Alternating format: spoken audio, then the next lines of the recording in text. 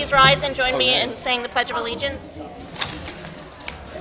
I pledge allegiance to the flag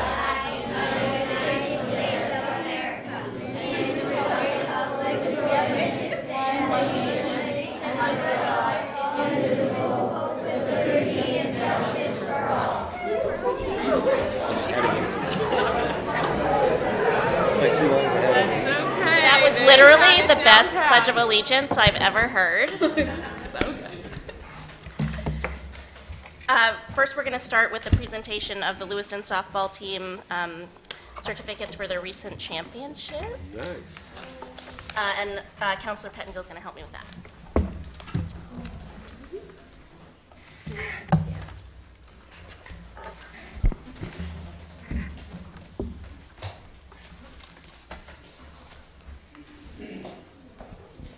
So we're going to start with the U8 group.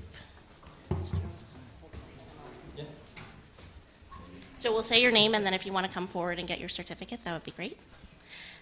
So Layla Markey.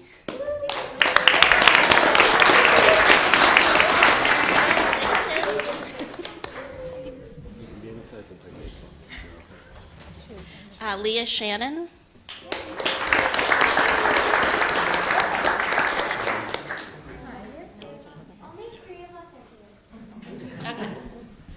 Mackenzie Dorr.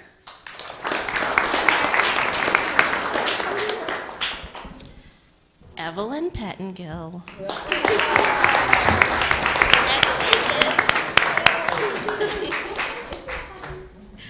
Brooklyn Bowden.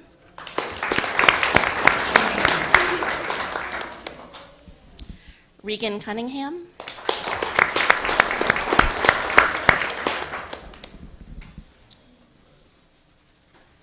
Isabella Lopez.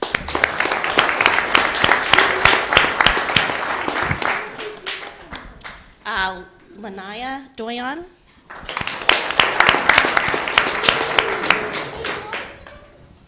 Chloe Bolduck.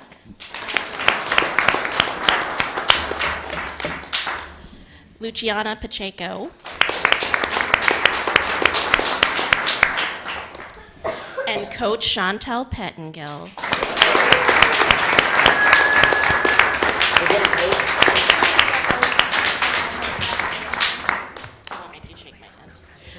And Coach Derek Dorr.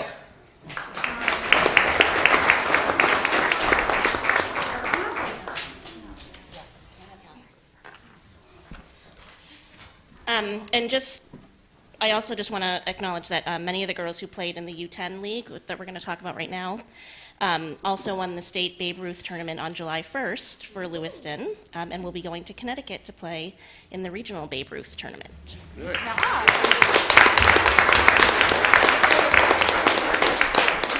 So Jordan Boulay.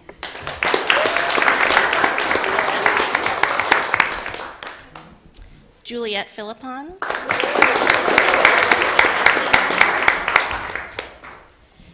Maya Raymond.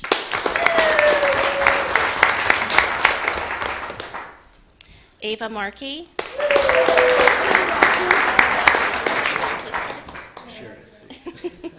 Ava Dion.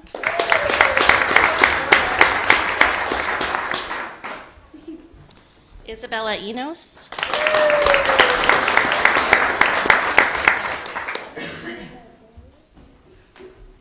Riley Pelletier.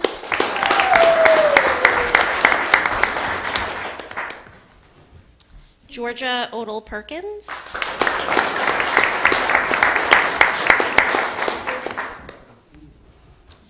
Ireland Ackley.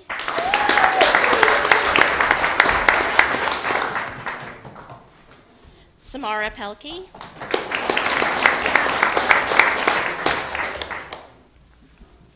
Emily Andrews.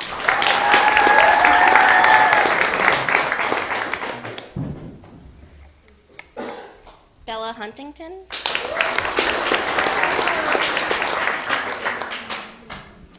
Coach Jesse Boulay.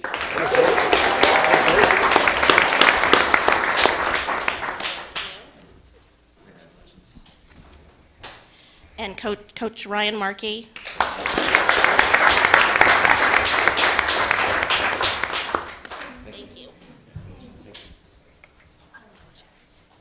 Coach Jeff Dion.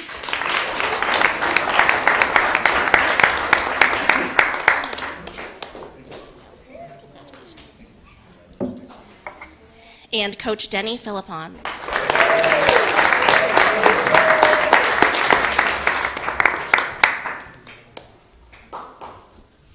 Thanks. Those were the kids who weren't here.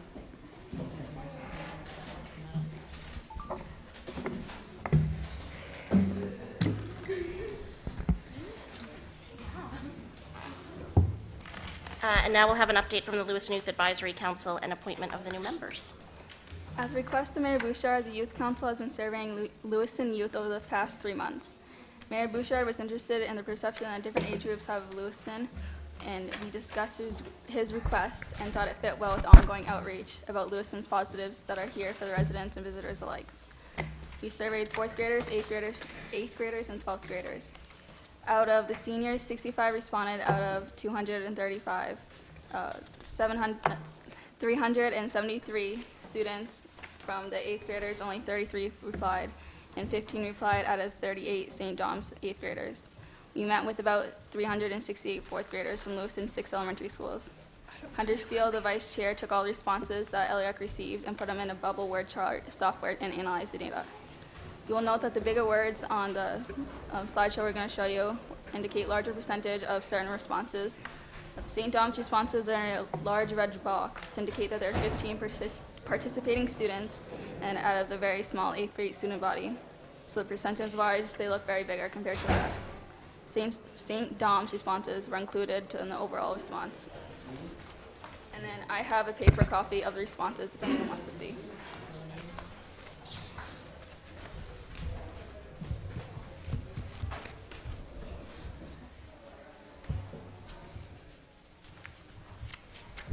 Alright, so this is the survey results we had.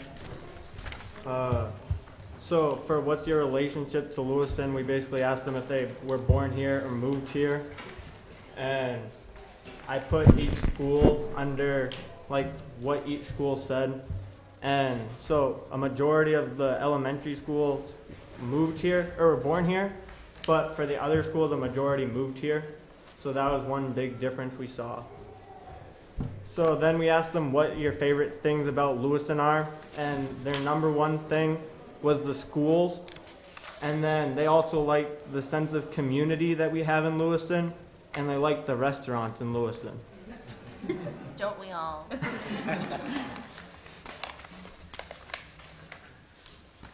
So then we asked what your relationship will be with Lewiston once you finish high school, and so the number one was that they would leave going to college and then return to Lewiston. Number two was that they would stay here and go to college here and just live here their whole life. And number three was that they would leave and never return. These were the 3 options we basically gave them. And so a majority of Lewiston High School noticed that they wanted to stay here going to college. This is where most of those votes came in, was from the high school. So we asked why you would want to return to Lewiston or stay in Lewiston. And the number one answer was they wanted to stay for their families. And then number 2 was just their friends and like the community that we have in Lewiston. And number 3 was the activities we have. But as you can see in St. Dom's, they said nothing. But that's because there were only 2 of them that answered that question. So it was a very one-sided answer. Sample size problem. Yeah. Okay. So what do you want in the community you live in when you're an adult? So for this, we gave them a list of things to choose from and just had them check which ones applied to them. So number 1 was they wanted good jobs and careers in Lewiston. And then back to like what would make you want to stay, they said they wanted their family and friends in Lewiston. And then they wanted a safe community. This was more important a safe community was more important to them than like a diverse community, a friendly community, and a creative community. They wanted to be safe instead of those other choices. Flying cards? So what factors would keep you from living in Lewiston as an adult? And back to like the safe community, their number one answer was really like the danger and violence that they see in Lewiston, or if it became dangerous later on when they became an adult. They also didn't like how Lewiston is dirty, or so they think, and then like the lack of opportunities. The lack of opportunities really came from high school as well, because they want like job opportunities and places to live, and I feel like they just didn't feel like there were enough of those around. So what living arrangements would you like as an adult? For this, we gave them a choice between a large house, a medium-sized house, a small house, an apartment, a condo, or a co-op. And number one was a large house. And then number two was medium-sized house, which the majority of this was also in Lewiston High School, where the kids, I feel like, are just older and don't want to clean bigger houses, because that's what we discussed as LIAC as well. And then number three was small-sized homes. So what would you like to change about Lewiston? The number one answer for this was they wanted better schools or improved schools. But on the very first slide I said was their favorite thing was schools.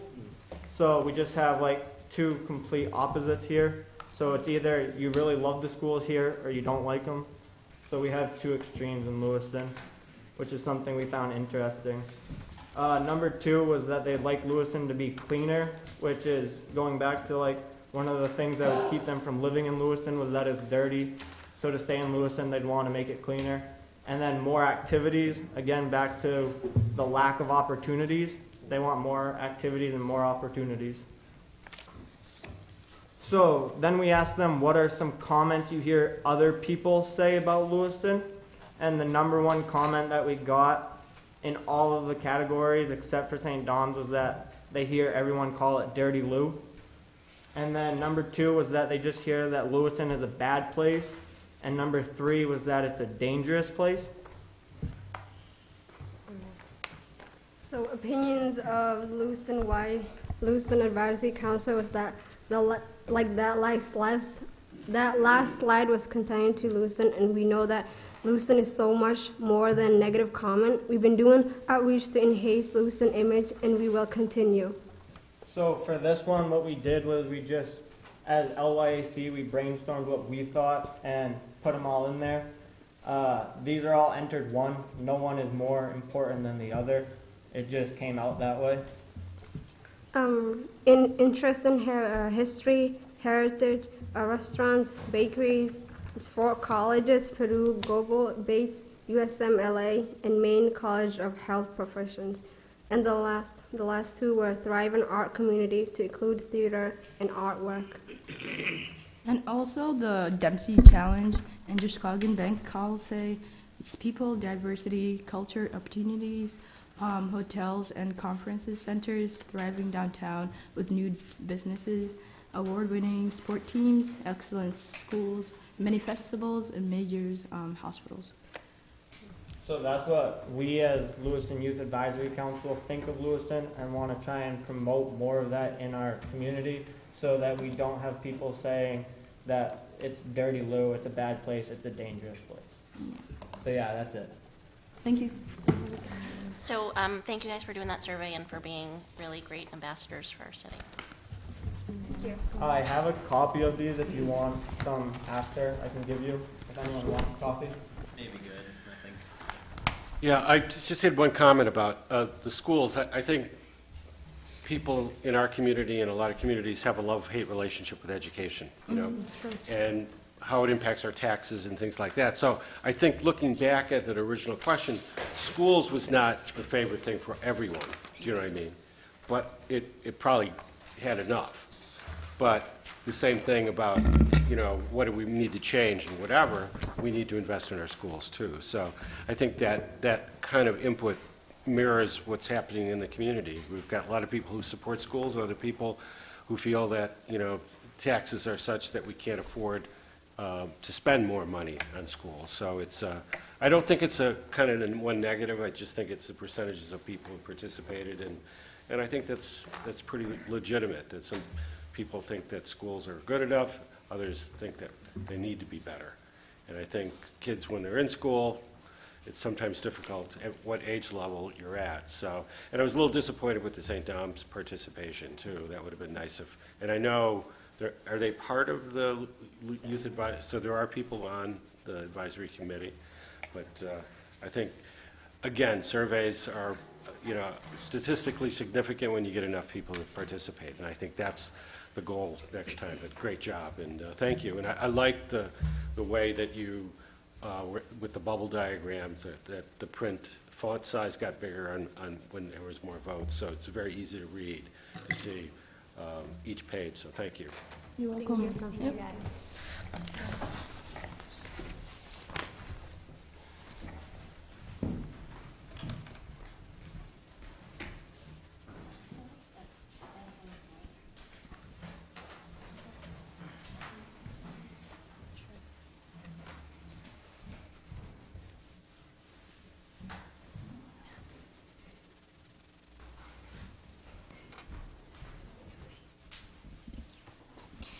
Hi, my name is Dottie Perrin-Whittier, and I'm the Community Relations Coordinator, and one of the neat things I get to do is be an advisor to the Lewiston Youth Advisory Council.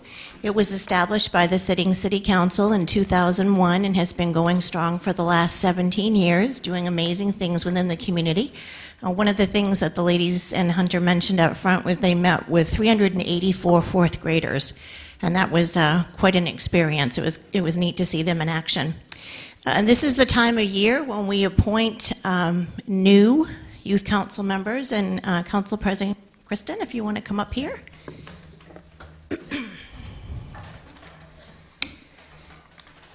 Okay.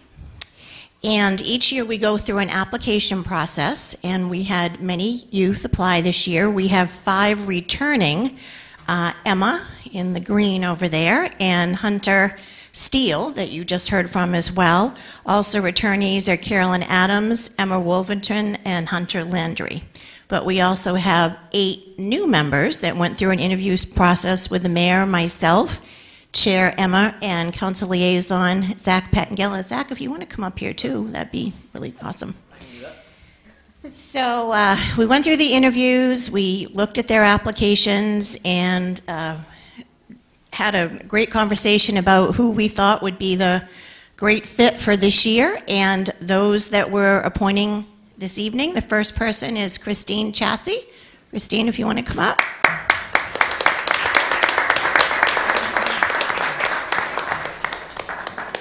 think that's her. Okay.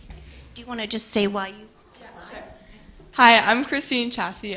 I applied for LYAC because I want to help the community and I want our city of Lewiston to grow stronger. And for those who are coming up to be appointed, after we're through, we'll go across the hall for some photos for your website. The next person, Damon DeWitt.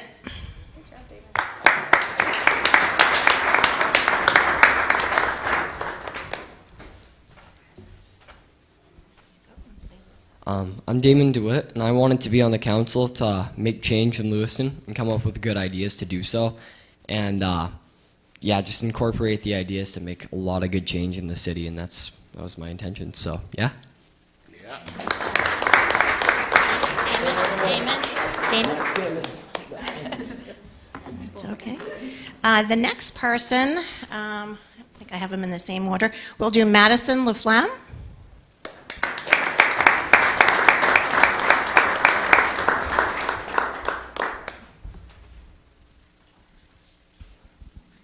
I'm Madison LaFlamme, and I applied to help bring the ideas from the different schools in Lewiston and Auburn together to help put and build our community together. Next person, Katie Morin, and I remember her interview. She was a spitfire in that interview.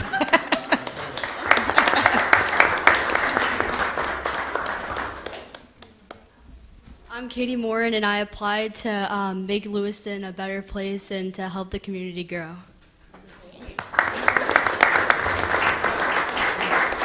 And then Hope Rubito.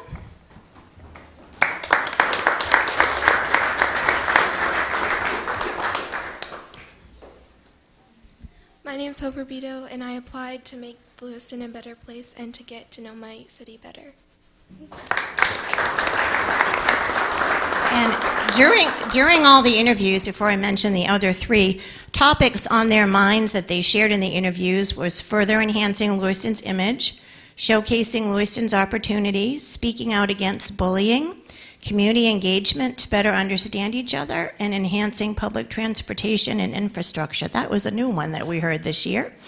And then we also have Jordy Dushime. He is away at Upward Bound, but he will be on the council.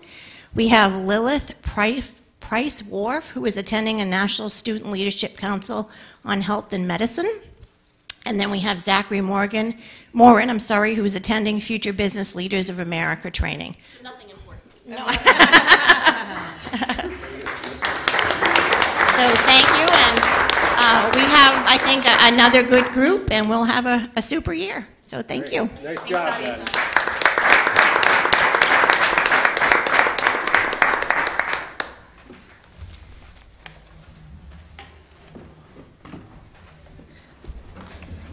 Do I have a motion to accept the minutes of the June 5th, 2018 meeting? So moved. Second. All in favor? Motion passed by a vote of 7-0. Thank you. So now we'll open it up for public comment period. So any member of the public may make comments regarding issues pertaining to Lewiston City Government that is not currently covered on the agenda.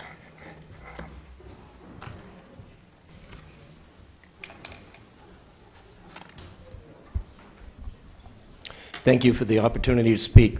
My name is Doug Hurling. I'm the president of Central Maine Power Company, and here with me tonight, is Thorne Dickinson, and who's the vice president of business development, and John Carroll, who's the director of project communication. First, I want to be one of the first to congratulate you on being ranked one of the top 10 best-run cities in the United States. That's quite an honor.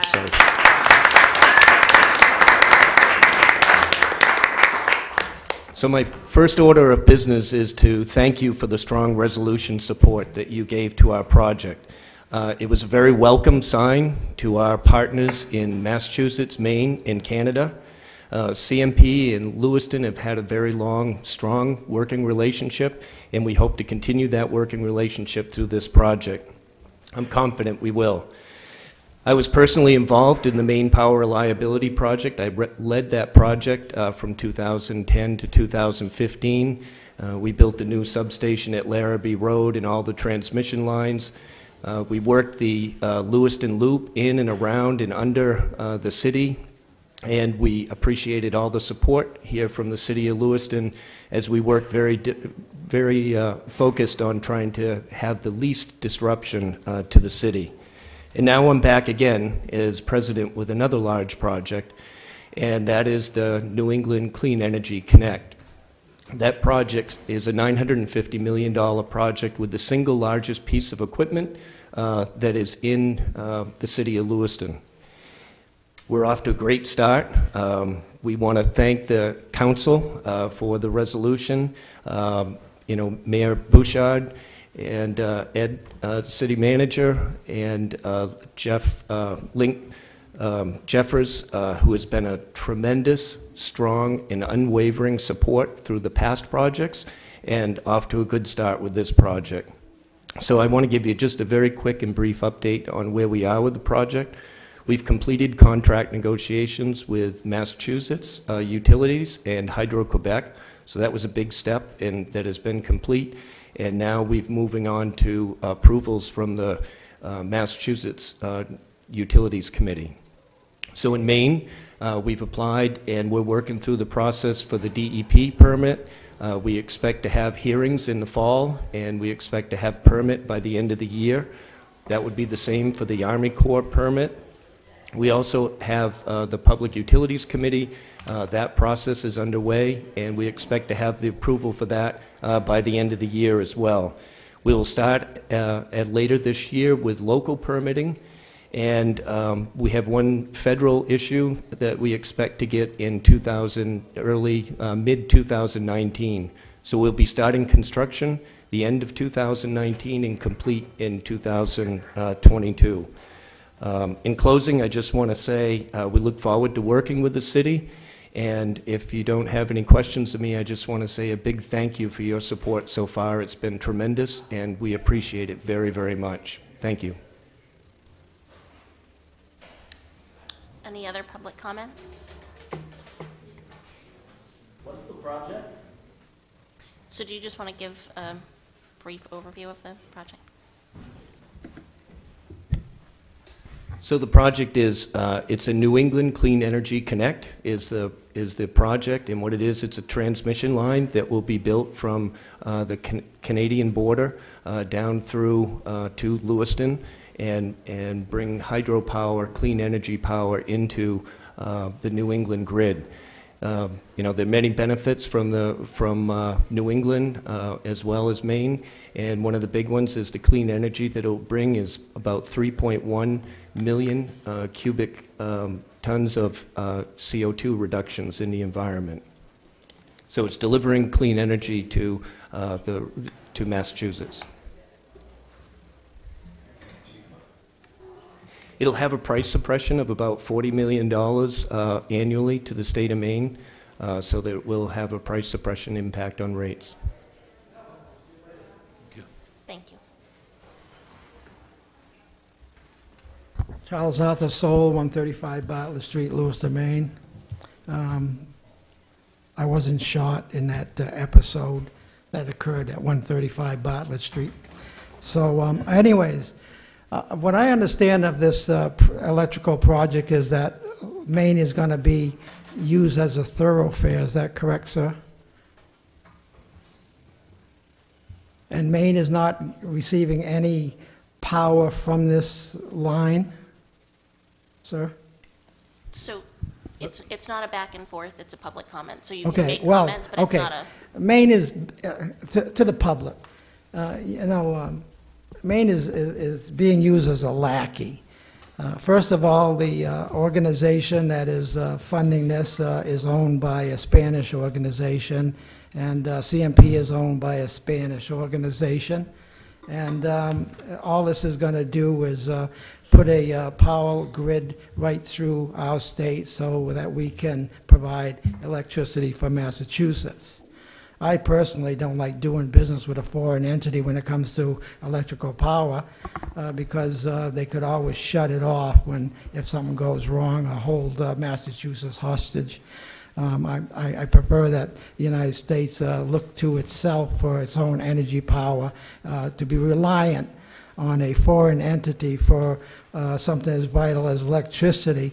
And I'm looking, as an ex-military person, I'm looking as that it could be quite costly for the United States. The fact that you have a lot of small towns that this will be running around, and these towers will be obstructing their views of their property. As far as I'm concerned, the city of Lewiston has just done a bum rush into this project. This project, you know, this is the second meeting we've had on this project. Hardly anybody knows anything about it. Yet I know there's another agenda item in regards to giving the city administrator authority to speak for the project in front of the state. And I doubt whether I wanted him to speak in a positive manner. You know, you got to think about peoples and the mountains and the lakes and the rivers it's going to be crossing, and what is it going to do for that individual farmer who has to look out the window at a big power line or a private house. You know, it's a steamroller effect is what we're getting here, and I'm hoping some other organization will come out in Maine and oppose this. You know, Maine is a lackey, just to just hey, put your power lines right through here, and don't care. We're not going to gain anything electricity. We're just going to provide it for Massachusetts. Get real, will you? You know, I'm 65 years old, and damn, Lord, you can take me any time, because if this is the way the United States is going, it's going straight to hell. Thank you, Mr. Sewell. Anyone else? Sure.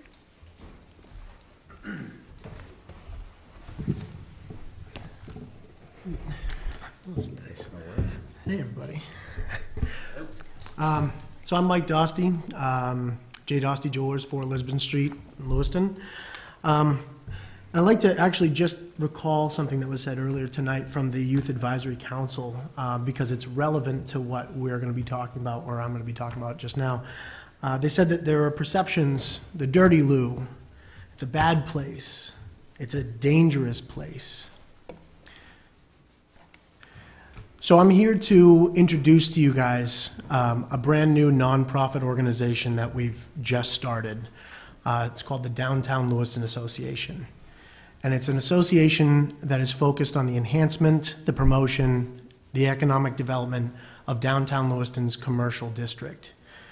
Now, we've recognized that we need more integration between city staff, city departments, this council, and our business center, which is downtown Lewiston's commercial district.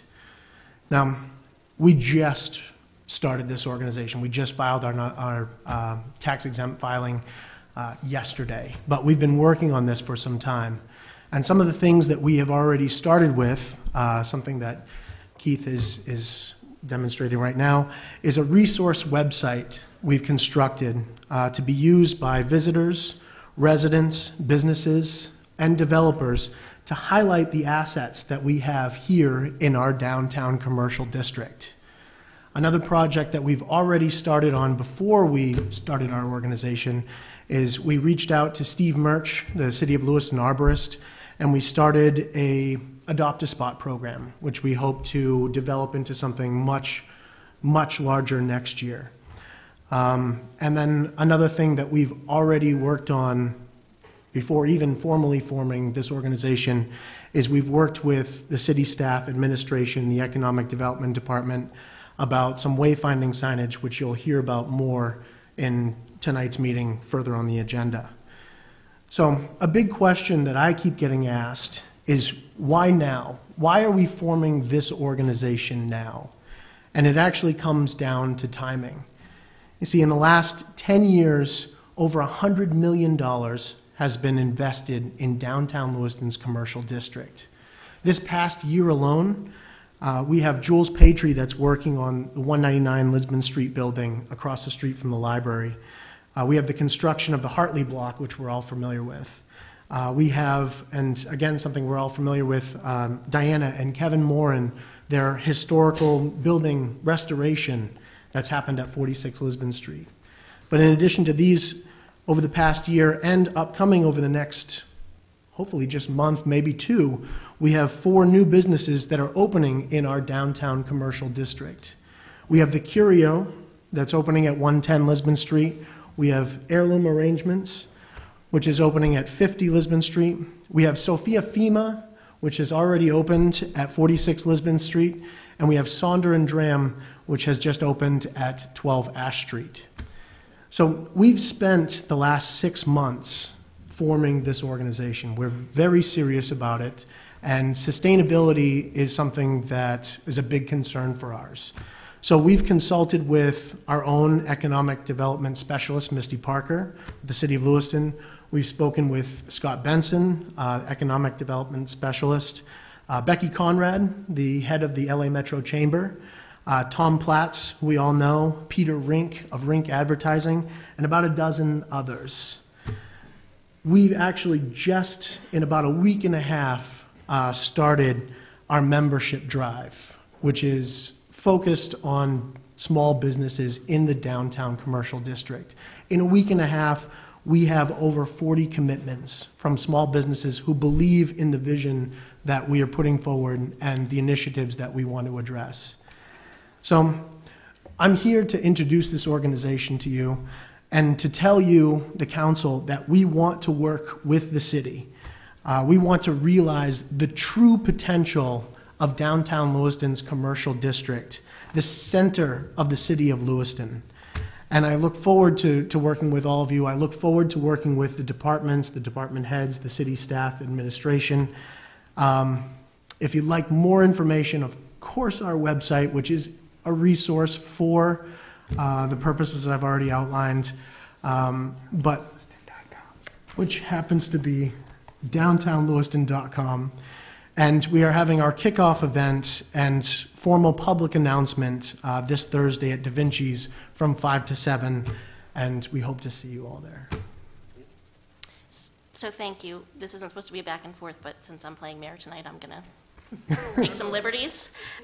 So you touched on this a little bit. I'm super excited about this. I'd really like it if you guys could work with our city departments and staff to sort of help develop programming around this.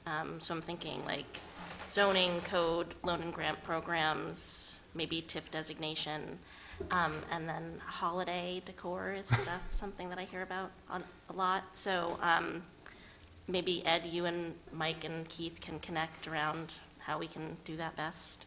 Yep. If you guys are willing to, send us an email so that we've got everything that you're looking for. That's the purpose of this organization, is to work with the city to better the city. Great. So we'd be happy to do that. Great, thanks. Any other questions on the council? Councilor Marquette?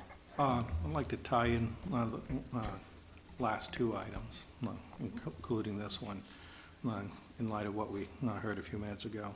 We all know that we have a national electrical grid issue. It's aging. And this is an opportunity to enhance it, provide a national security and for all of North America, since it includes Canada. And the tax revenue that will be generated in Lewiston with this project will give us an opportunity to contribute and participate in this downtown commercial district. And I see the timing, like you mentioned, the timing is perfect. So that's what I want to say. Councilor Ray. Oh, that's me. Rough day. So is this only for commercial organizations to join, or is there a residential component? Having read the website, I know the answer, but tell us all. Yeah. So, our focus is the commercial district. And within that district, we have, of course, commercial entities. We have businesses, we have building owners, but we also have residents and we have nonprofits. We consider all of those interested parties in terms of our actual membership. But we also recognize the value of a strong city center in its commercial district. And we actually look forward to working with companies that are outside of that commercial district to further the goals of our organization and to further or to better enhance our commercial district. Yes. There are membership rates, and the rates do scale significantly down as there are business memberships, building owner memberships, as well as nonprofit, and then just for folks that live in the area. Great, thank you. Yeah, I just wanted to, there's also been work even before your statement on snow removal and stuff, and, that I think is critically important. And I think I talked earlier about this kind of dichotomy on schools, but there is one on downtowns too, Some of that dangerous fear, people in the suburbs think this is the downtown, when in fact, that's just not the case. It happens anywhere and everywhere, but I think that this will give you a great opportunity to be able to bring some of those people downtown and relieve the fear of coming into the great downtown. Also, there's an adage in planning that the strength of a downtown business district is enhanced greatly by the surrounding residential properties. If they're in good shape, they're going to have a positive effect on the commercial component. So I think in the long run, for our city to thrive, we need it all to happen. So, and I appreciate you guys taking the lead on this. And it's, I know there's been different organizations before you that had a similar mission, whatever, but let's keep this one going. So thank you. And to expand on that, a strong commercial or center of the city benefits the entire city and its surrounding communities. So absolutely. Councilor Pattengill. So I was actually just going to say that good downtown benefits the heart or the rest of the city. Super excited, with the group and a lot of who the membership is. I think we've all had conversations about this going back months now that have kind of danced around it and ideas. So super excited to see it come to fruition, and I do think it's a good opportunity. As Councilor Cloutier said, about things such as form-based code and applications down there as well. So I'm excited to see what you guys can do. Awesome. Thanks. Thank you, guys. Thank you. Any other public comment?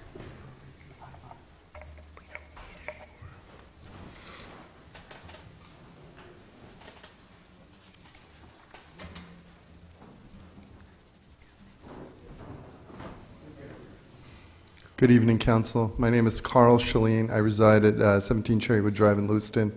And a couple of things, 3 things. The first of which, I'm really excited about this downtown organization.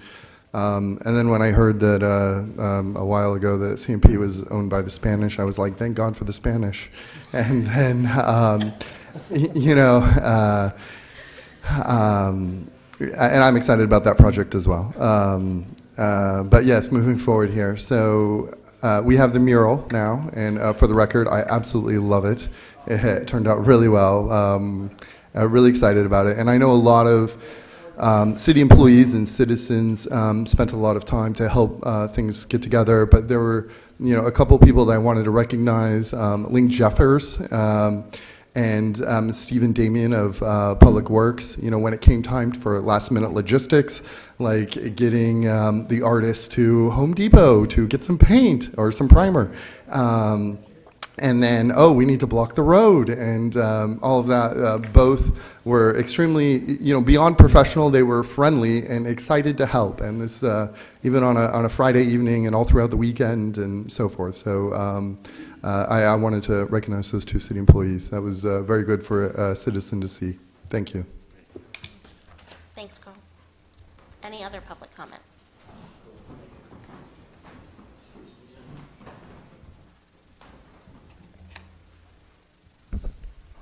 So, my name is Rick. I have property at 711 Lisbon Street.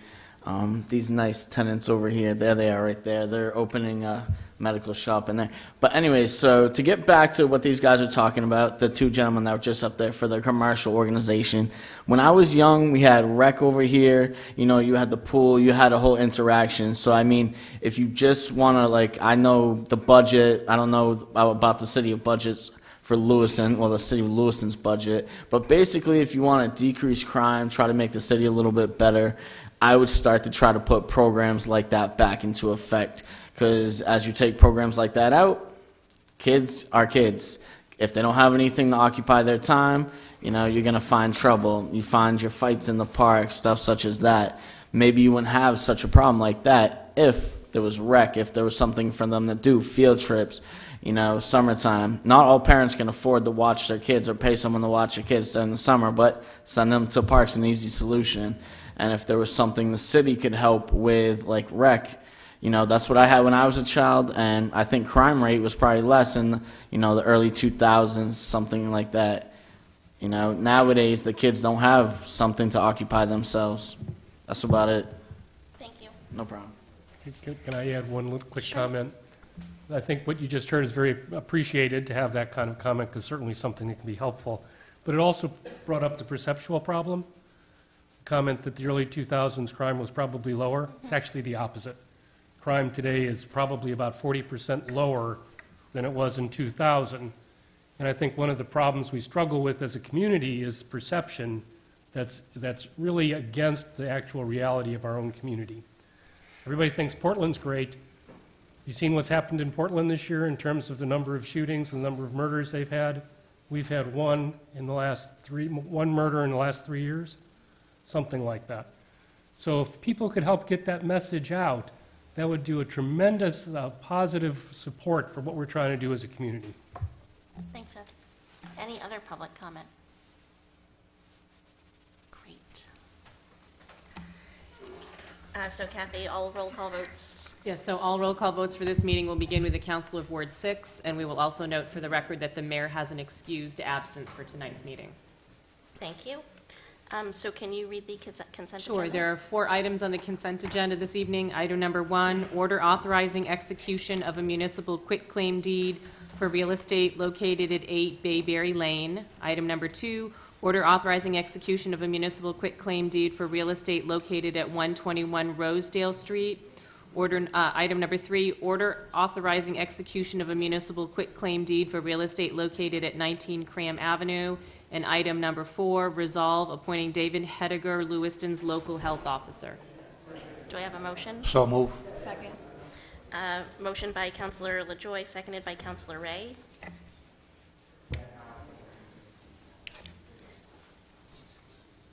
Do we do discussion for consent agenda? You can do Any discussion on the council? To the public? Back to the council? Call the roll.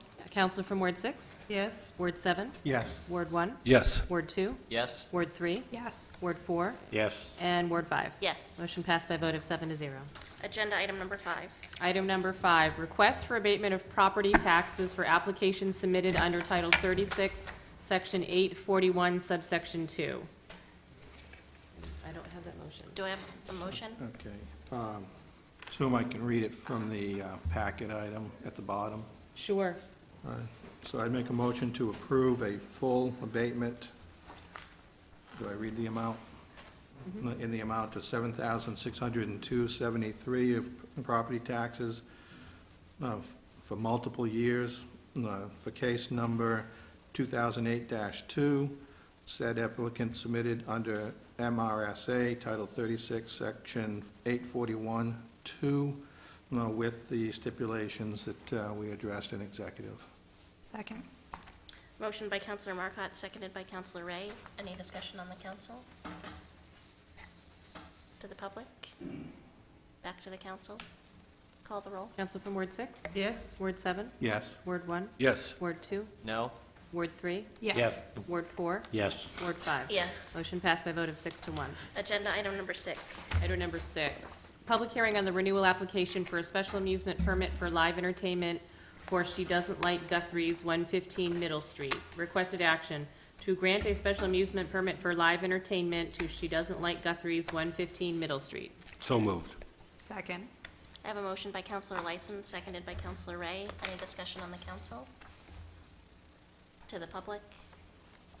Back to the council? Call the roll. Counselor from Ward 6? Yes. Ward 7? Yes. Ward 1? Yes. Ward 2? Yes. Ward 3? Yes. Ward 4? Yes. And Ward 5? Yes. Motion passed by a vote of 7-0. Agenda item number 7. Item number 7, public hearing for an extension of liquor license to include outdoor service at the Fraternal Order of Eagles, 1327 Sabata Street. Requested action to approve the request from the Fraternal Order of Eagles, 1327 Sabata Street, to authorize the extension of their liquor license to include outside service at their location, contingent upon a positive recommendation from the Police Department, Fire Department, and Code Enforcement Department. So move. Second. I have a motion by Councilor Marcotte, seconded by Councilor LaJoy. Any discussion on the council? To the public? Back to the council? Call the roll. Counselor from Ward 6? Yes. Ward 7? Yes. Ward 1? Yes. Ward 2? Yes. Ward 3? Yes. Ward 4? Yes. And Ward 5? Yes. Motion passed by a vote of 7-0.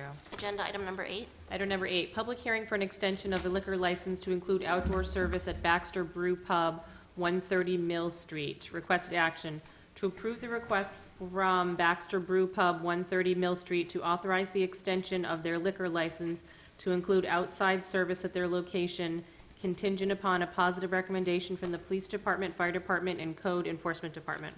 So moved. Second. I have a motion by Councilor Lyson, seconded by Councilor Ray. Any discussion on the council? To the public? Back to the council? Call the roll. Counsel from Ward 6? Yes. Ward 7? Yes. Ward 1? Yes. Ward 2? Yes. Ward 3? Yes. Ward 4? Yes. And Ward 5? Yes. Motion passed by a vote of 7-0. Agenda item number 9. Item number 9, public hearing for approval of an outdoor entertainment permit for the annual Great Falls Balloon Festival. Requested action to conduct a public hearing on an application for an outdoor entertainment event for the Great Falls Balloon Festival and to grant a permit for an outdoor entertainment event as required by the City Code of Ordinances, Chapter 10, Article 1, Section 10-3, to the Great Falls Balloon Festival Committee for outdoor music concerts for the annual festival to to be held at Samard Payne Memorial Park on August 17th through 19th, 2018, contingent upon positive recommendations from the Police Department, Fire Department, Code, Health Officer, and Land Use Inspector regarding compliance with all regulations and compliance with all city ordinances. So moved. Second. I have a motion by Councilor Pettingill, seconded by Councilor Lyson. Any discussion on the council? Councilor Ray? So I had a question on the event application under food service license. There was a question mark. Could we clarify if that should be there?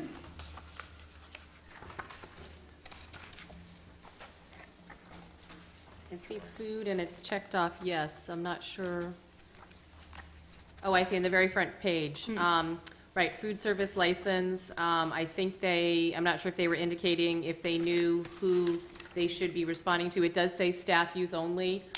Food service licenses are through the city clerk's department, and we've been working with their committee for years. Okay. And they're all set with licensing, so I'm not sure what that represents. Thank you. Yeah, sure.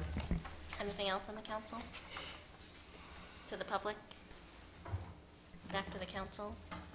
Call the roll. Counselor from Ward 6? Yes. Ward 7? Yes. Ward 1? Yes. Ward 2? Yes. Ward 3? Yes. Ward 4? Yes. And Ward 5? Yes. Motion passed by a vote of 7-0. Agenda item number 10. Item number 10, public hearing and final passage regarding an amendment to the Parks and Recreation Ordinance to establish a standardized time of 10 p.m. for the closure of Kennedy Park.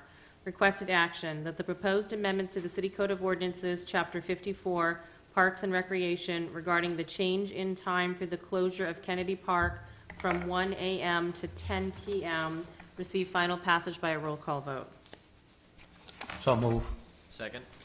I have a motion by Councilor LaJoy, seconded by Councilor Pettingill. Any discussion on the council? Councilor Lyson? Yes. Are there any exceptions to the closure, say if there was like a skateboard park tournament or? Yes, you know, there's an allowance for, unless such person is lawfully employed, participating in a program or activity sponsored or authorized by the city.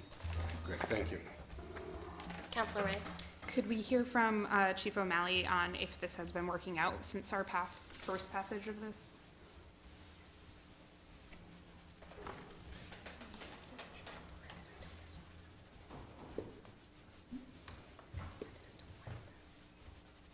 We did, because we did an emergency one, right? We did. Right. Okay, sorry. And it is working. Great. People are pretty much, I would have to say, policing themselves, usually around 9:45. I still have officers assigned in foot patrol out there, and they say, yep, we know we got to be out here by 10 o'clock, we'll be leaving. I know Public Works is working on installing some more lights. Some of the cameras, new cameras been put up. So the 10 o'clock seems to be working, and we haven't had issues in the park since we started that. Thank you. Okay. Anything else on the council? To the public? Back to the council? Call the roll. Counselor from Ward 6? Yes. Ward 7? Yes. Ward 1? Yes. Ward 2? Yes. Ward 3? Yes. Ward 4? Yes. And Ward 5? Yes. Motion passed by a vote of 7-0. Agenda item number 12. Item number 12. Sorry, 11. I'm sorry, 11. Sorry. Thank you. I'm sorry. Public hearing and final passage to contractually rezone the property at 163 Bates Street from the Centerville District to the Downtown Residential District. Requested action to approve final passage of the amendment to the Zoning and Land Use Code and map to contractually rezone the property at 163 Bates Street from the Centerville District to the Downtown Residential District, subject to a contractual agreement. So moved. Second. I have a motion by Councilor Lyson, seconded by Councilor LaJoy. Dave, could you maybe give us a little brief overview? Sure. The council may remember acting on this at their last meeting. This is a request to add the property at 163 Bates Street to a contract zone to downtown residential to allow lodging houses. The property owner purchased the property under the assumption that they could actually do lodging houses there. They could not, and that was with guidance from staff. So we've worked with them to put together a contract rezoning that would have that property rezoned to allow lodging houses. Okay, thanks. Any questions on the council? To the public? Back to the council? Call the roll. Counselor from Ward 6? Yes. Ward 7? Yes. Ward 1? Yes. Ward 2? Yes. Ward 3? Yes. Ward 4? Yes. And Ward 5? Yes. Motion passed by a vote of 7-0. Now, agenda item number 12. Item number 12, an ordinance enacting a moratorium on medical marijuana retail sales and distribution. There are 3 items for requested action. The first item is that the proposed moratorium ordinance regarding medical marijuana retail sales and distribution to be effective retroactively to July 5th, 2018, receive first passage by a roll call vote. So move. Second. I have a motion by Councilor Marcotte, seconded by Councilor Pettengill. Ed, can you give us sort of a little... Sure. Let me start this off by giving a little bit of background. I think you all know when the state originally approved medical marijuana, primary caregivers were authorized to handle up to a total of 5 patients. At that time, most of us expected that these caregivers would generally serve a fairly stable population of clients that would only change from time to time as a patient left, maybe a new patient was added. In actual practice, as things have turned out, some caregivers are serving a rotating patient base that allows them to dispense products to many more individuals than was originally anticipated. When that issue was brought to the attention of state regulators, they indicated that they did not consider that to be a violation of state law, even though a lot of us thought that was not really what was initially intended. Given that, in some instances, caregivers have now established what looks and acts like a retail storefront. In consultation with city attorney, we've been advised that we should pretty much apply our zoning standards for medical clinics and medical operations to these kinds of facilities, which means that they're currently allowed in 11 of our zoning districts. I think you also know Auburn recently enacted a moratorium on caregiver storefronts. That, in turn, has led to an increase in inquiries regarding establishing such operations here in Lewiston.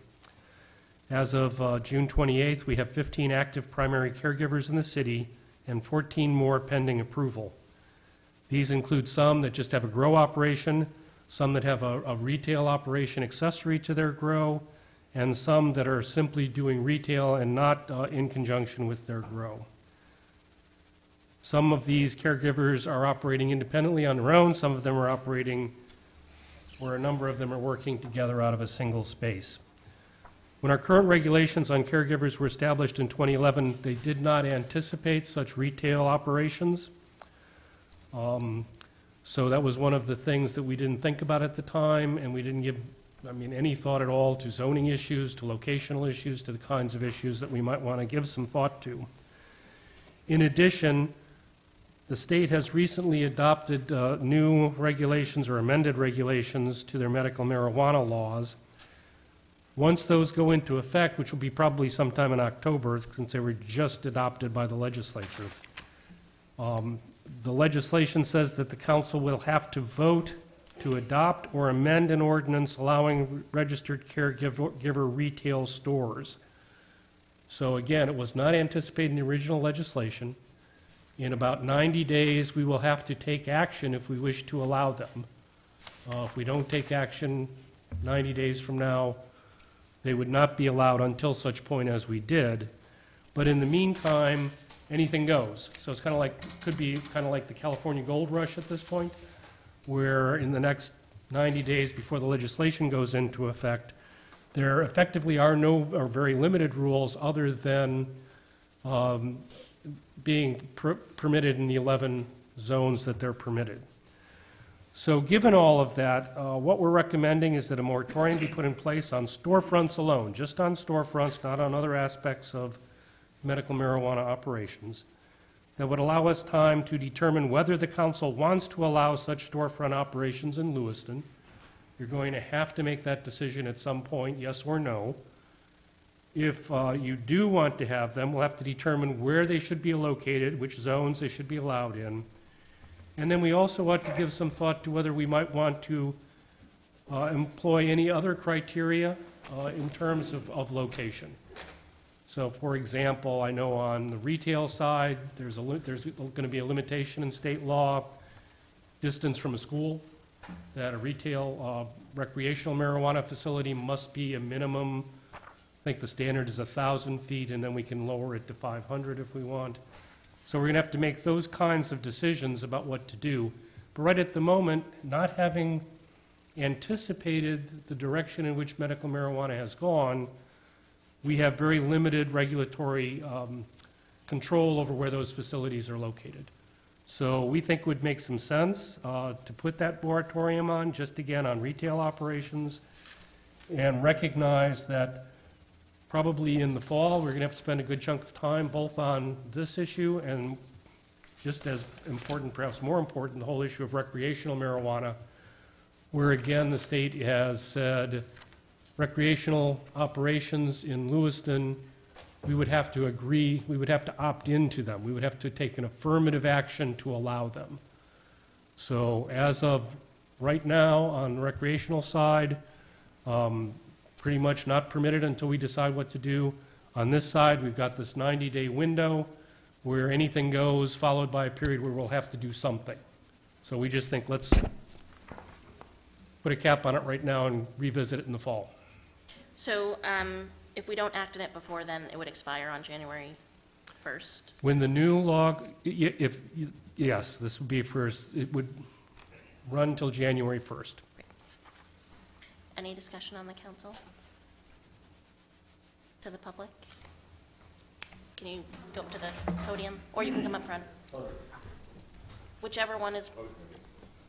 I think you prefer to, yes, you're welcome to. Can I use the computer really quick to pull up something? Sure. Okay. I just saw the other gentleman do it. Okay. And can you just state your name and your address for the record? David Searles, 942 Main Street in Lewiston, Maine. Thank you.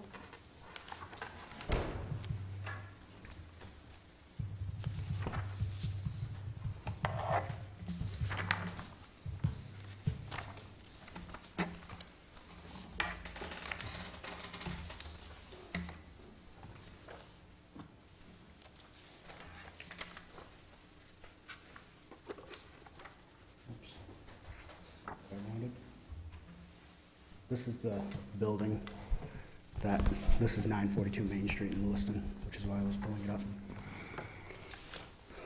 So I'm up here regarding the moratorium, and one thing that I forgot to put in my letter and handout was the one, I don't want the moratorium, I'm opposed to it, but if it does go into effect, one of the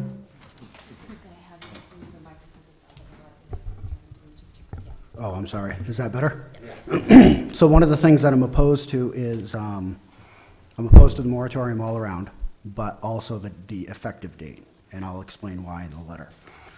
So my name is DJ Searles. I have a business located at 942 Main Street in Lewiston. I will start by saying thank you for having me up here and allowing me to speak to the council. I am available to answer any questions at any time after the meeting or any date in the future. I have to start by inquiring to the reasoning behind the proposed moratorium. I wrote this before. But may I ask the City Council if there have been any complaints regarding medical marijuana establishments in the city? So, Yes, we have had some. In regards to what type of complaints? In regard to a storefront on Lisbon Street, I don't believe it was your establishment. People Okay. were concerned about activities associated with it. I see, okay. I don't know the number right off the top of my head. I had not heard of any myself. I hadn't heard of any police issues regarding violence in the city due to medical marijuana. I have, however, heard of many times from alcohol establishments in the area. I will give you a brief history of myself and why medical marijuana has helped me and others I know. I am a U.S. Army vet that has been service-connected for many years. I have 9 steel plates in my head from CS gas exposure and have battled anxiety and pain from this. I was going to the VA like many others I know, where the VA was seeing me for these issues. Their solution for me and many others was to put us on a well-known cocktail of narcotics. I watched many people I know go down a path of abuse and drugs that escalated from prescription narcotics. Fortunately for me, I have denied their prescriptions for narcotics all along. I needed something that would help me with the pain and anxiety I was dealing with daily, and I turned to medical marijuana. It has saved my life. I can cope with my medical issues with the use of medical cannabis oil. Seeing how this helped me and watching many close to me go down the wrong path in life when it comes to drugs and alcohol, I researched becoming a caregiver. I have been a state of Maine legal caregiver for 3 years. I have been able to help people cope with their medical issues. I have also helped people when it comes to addictions to prescription narcotics. It is being proven daily that people can wean themselves off hardcore pain pills, heroin, and Suboxone with the use of medical marijuana. In January of this year, I came to the City Hall and spoke with Gil Arsenal and let him know we would be opening a store and servicing medical marijuana patients upstairs. I asked if there were any ordinances, etc., that would prevent this or any permits that I needed. I was told there was nothing, that I was all set. Although Gil did not seem to personally agree with medical marijuana, he did not prevent us from opening. I was asked not to put up signs that threw it in people's faces and I would be fine. I was asked to make sure we did not cause any complaints. I have adhered to that. About a month ago, the city tax assessor came into the office to do a visit. He walked around the whole place asking questions about what we do here and making his notes. He made no mention of needing a permit. About the same time, I asked someone else in the city hall about other stores and signs that I was seeing. I inquired as to if it would be okay for me to put up a sign. I was told it seemed like there was the green light to do so. Just come in and grab the permit when I was ready. I came in on Thursday after my vacation to find a proposed moratorium meeting. I have put my life and finances into helping people and growing this business. As caregivers, we are expected to pay taxes, licensing fees, permit fees, and other commercial expenses as a business. But when it comes to providing to more than 5 patients, we seem to have been blackballed into a gray area. Fortunately for the medical community, as of yesterday, legislature passed through the veto Bill LD 1539, finally recognizing us as true businesses and allowing us to serve unlimited number of patients. Patients should never have been made to choose access from a specific provider for a whole year. That never made any sense. In any other medical field, you are not told you must stick with your provider, like it or not. There are many times a caregiver cannot service a patient needs for a variety of reasons, including a bad harvest or not having the correct strain to service the patient. That brings me to my next and final point of the need to never confuse or mix medical, cannabis, and recreational marijuana. Patients will always and forever need access to medical cannabis. There are many reasons medical is very different from recreational marijuana. Every patient has a different medical need, and what makes cannabis so amazing is that there are so many different strains. Each strain, in example, I gave some names, MOB or OG Kush, have a very specific terpene profile and structure on how the plant is made up. Each strain can also have vast differences in THC and CBD. This simply means that while one patient may need a higher THC-related plant, another might need a plant with very high CBD. On the business side of things, certain plants are very hard to grow and have notoriously been low-yielding plants. This means that if a patient needs a very high CBD profile plant, they need to link up with a medical caregiver that is willing to grow this type of plant in their garden. I will give you a conversation that took place about a year ago with somebody. I was telling about how I have been pheno-hunting this plant to have a very low-yielding THC levels and high CBD levels, and finally found her through a year of genetic hunting. I said this plant is perfect for many people, but it yields about 1/3 of the rest of the plants in the room, which makes it a hard plant to grow and be profitable at. I was asked in a condescending manner why I would grow this plant then. It made no sense financially. Then the remark was given to me, "What, do you know a lot of kids with cancer?" This appalled me. While this only speaks of this one person's opinion, who plans to make a dent in the recreational market, this shows that if medical cannabis and recreational marijuana get thought of the same way, there will be problems for many patients accessing their medicine. They will find themselves being able to access only moneymaker strains because, let's face it, while the goal of business is to be profitable, the compassion of many caregivers I know, such as myself, reach far beyond profit and the almighty dollar. This is also the reason why us as caregivers have had to do the rotation's 5th patient. The way the law has stood until yesterday, we were only allowed to provide a single patient 2.5 ounces of product every 2 weeks. With prices of medicine, I meant to say dropping, I wrote climbing, with prices of medicine dropping and fees and cost of business rising, in most cases, caregivers would go out of business without rotating. For example, CMP bills can be upwards of a couple grand a month, plus water and sewer and all the other fees associated with growing, like the equipment cost, nutrients, and crop failures. If the average person only purchased a couple ounces every 2 weeks, with prices declining close to $100 per ounce, that would mean that the caregiver would make $400 per month from this patient. If every patient maxed out their medicine, that would give the caregiver $2,000 a month before any bills or expenses. Therefore, we need to be treated like a business, and this is why I am against the moratorium. Thank you very much for your time and consideration in this matter, and I look forward to building a long-lasting business relationship with the City of Lewiston.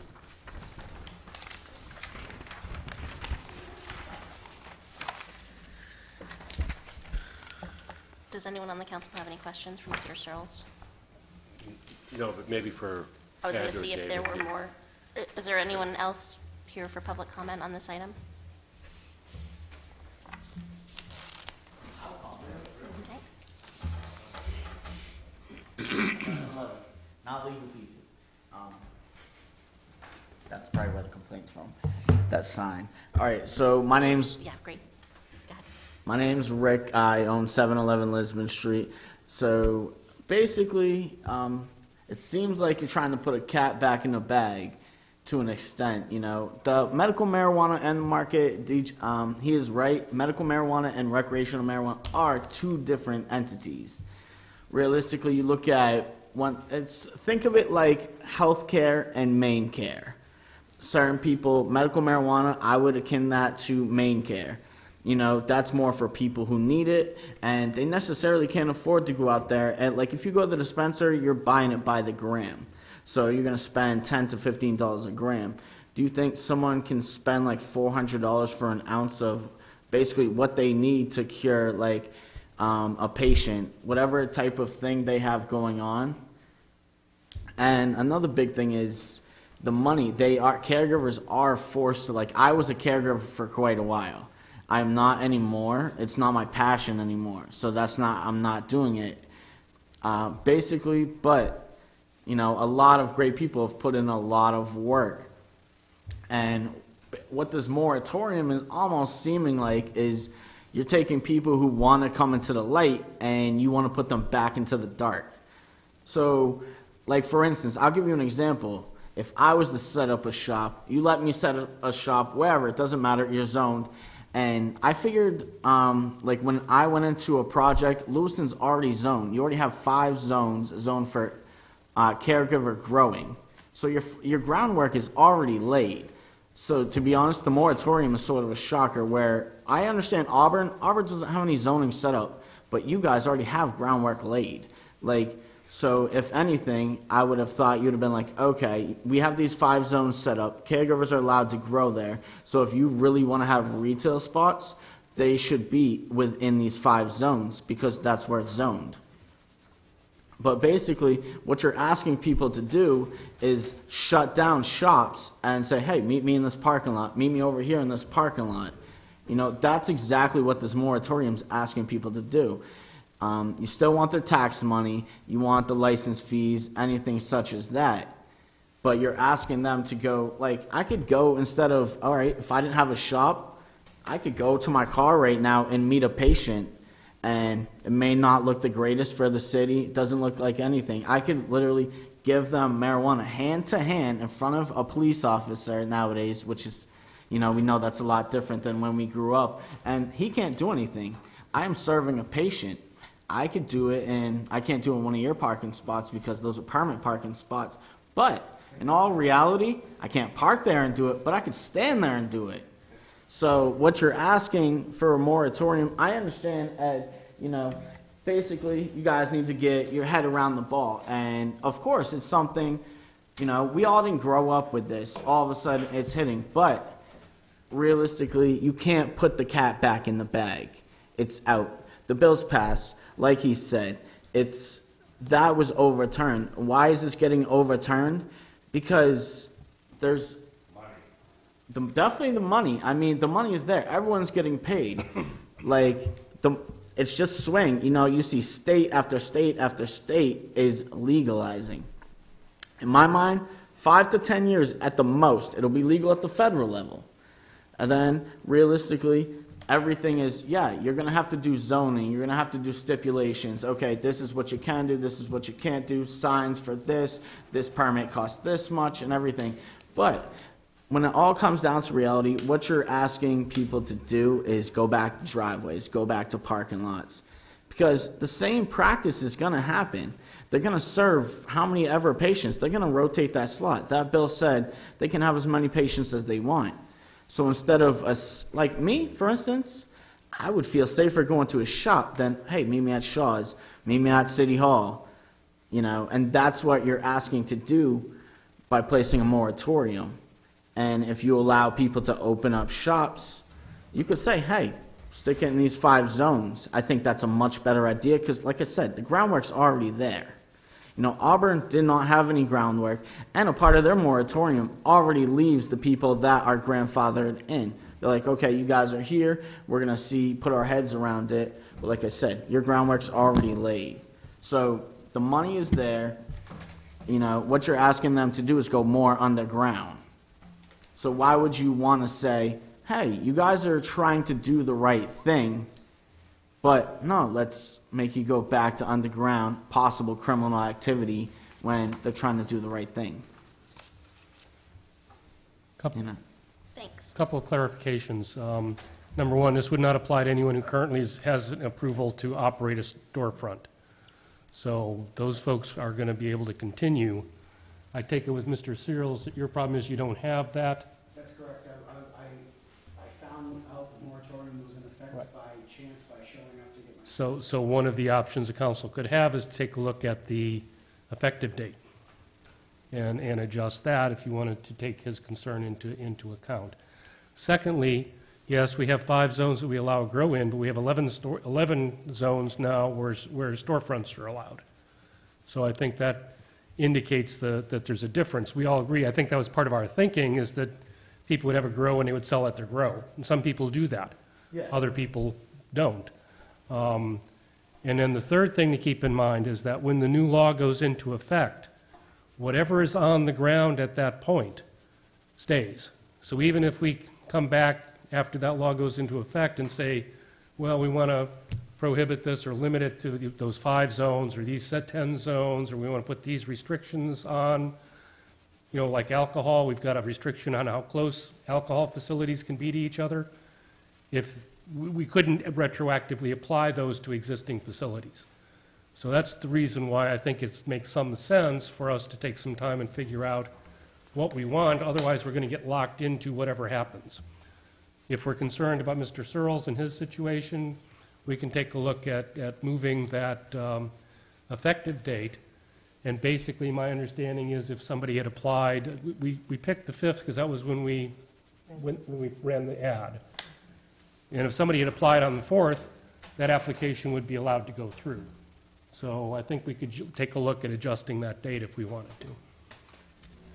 So Jim, yes. we're still in, oh, Go sorry, ahead. go ahead. Are you just going to ask Jim Ed a question? Go ahead.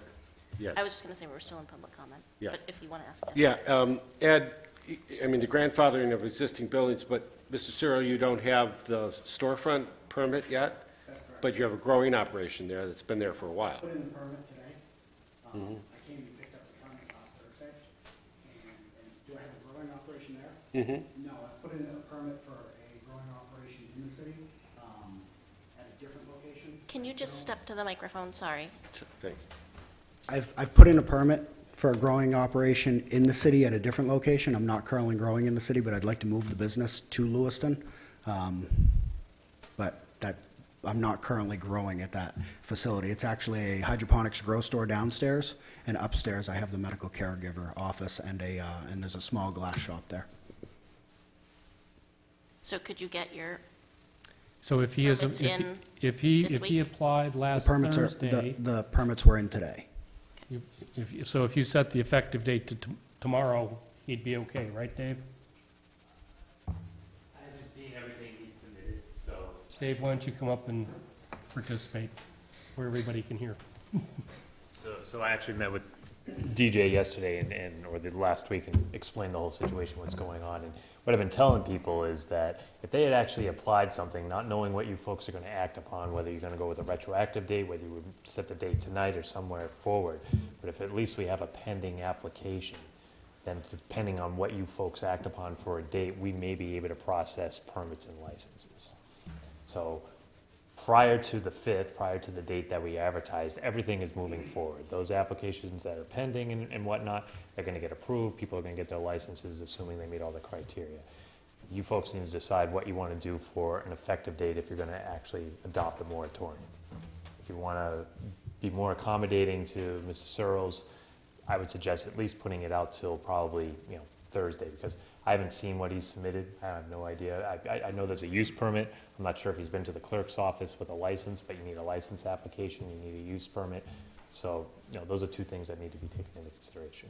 So if we set it for Friday, that would give you time to go through what you need to go through, and It's for not so much me as him much to make as whatever the applicants changes. making sure they get their. Right. they get their- Right. I'm sorry, say that again? So, No, did you we already haven't. make your mind up? No, I'm just asking some questions. But yeah, Good I job. mean, whether it's a day, whatever the council chooses, I mean, that'll provide the opportunity. Again, part of the reason we went retroactive was we have been receiving a lot of phone calls. As soon as the press picked up on what Auburn was doing, we were having a lot more conversations here in planning and code enforcement in the clerk's office about where can I do retail, how do I get a license? And that's fine, we processed them, that we're going through that process right now.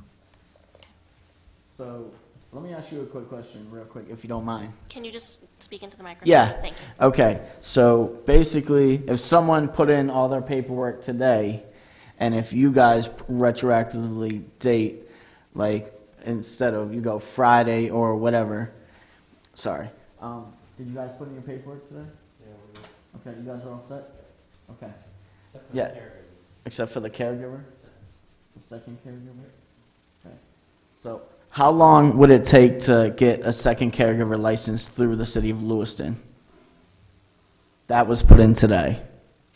So again, part of the reason we're doing this moratorium is we have a system in place, but it probably could be a lot better, right? Because when the system was done, it was originally for caregiver grow operations. We never took into consideration retail. So the licensing that we have in place really just looks at grows. We require inspections of facilities. It doesn't take a long time, but there's a disconnect there as well, because a lot of people go to the clerk's office, they apply for a license, and they think that they can operate. And then they never contact us, and then we go out and we find out they're already growing. To answer his question, an inspection would probably happen in 2 to 3 weeks. But again, I don't see that being as a big deal, because if they've applied for something, it's pending. If you guys have already, depending on where your date is, it doesn't really matter then at that point, because they'll have applied for their use permits, they'll have applied for their licenses. Whether I act on it in 24 hours or 24 days, the license is then pending at that point.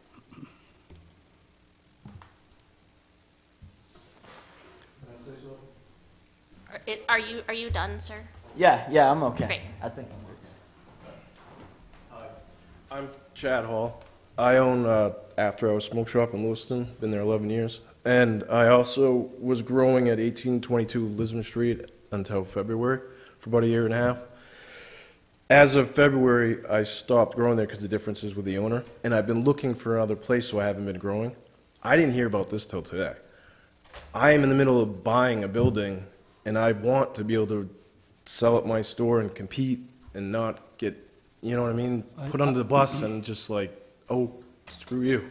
Well, And this is what this feels like. And I've got a lot of money invested in this. If you're looking for a location to I have a grow location. that would meet our zoning requirements, yeah.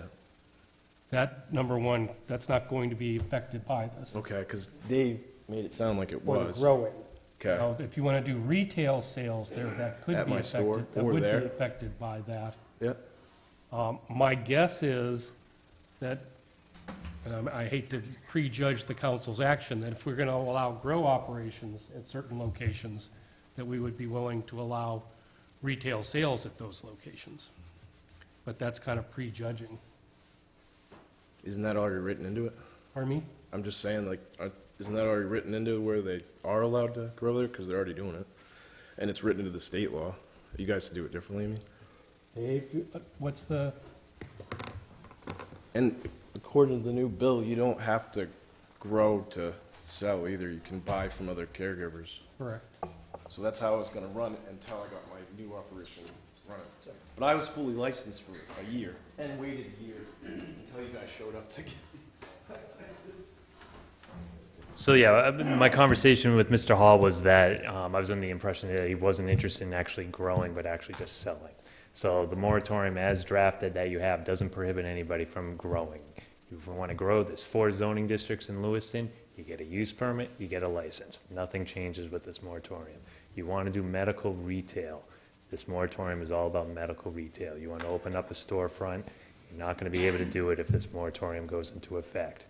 You have a primary caregiver grow operation, and you want to sell out of the front of your grow operation. You will not be able to do that.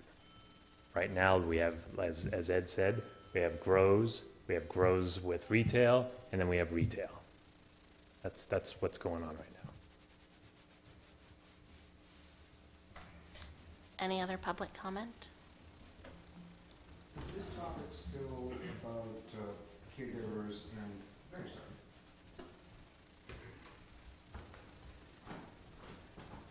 sorry. My name is Andy Daigle. I was just wondering if I was speaking correctly. We actually got applied for a caregiver license in Lewiston today, and we are the ones who are renting from Rick at his Bernard School of Beauty, and we've been compliant and working with David and Tom and all the other inspectors to make sure we're doing everything correctly. We've gotten Matt Dubois on board with helping us with all the legal activities, etc. And as a business grows, you never want to spend the money till you have to. And the original plans that we put in for 7-Eleven was for one caregiver and two caregivers.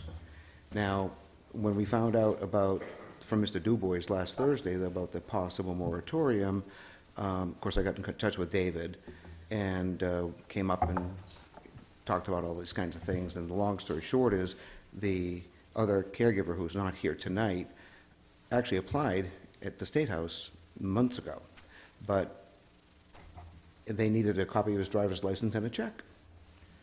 We decided as a business that we didn't want to spend that money right now because as every business, you only spend it when you have to. Now, because it was already applied for, it was quite simple to get that to pass through quickly at the State House. And all we really had to do was take the copy of Jason Grover's driver's license up and a check, and it was approved because it was already in the system, waiting for those two pieces to be brought in so they could actually give us, or give Jason, the caregiver card.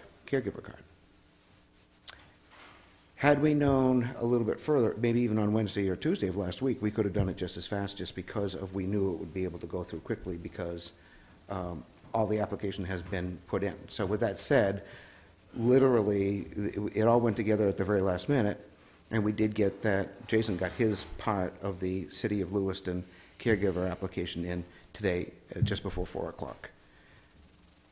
And we're hoping that we worked very, very well with the town. I think if you talk to Dave and you talk to Tom, you'll find out that we're doing everything by the book.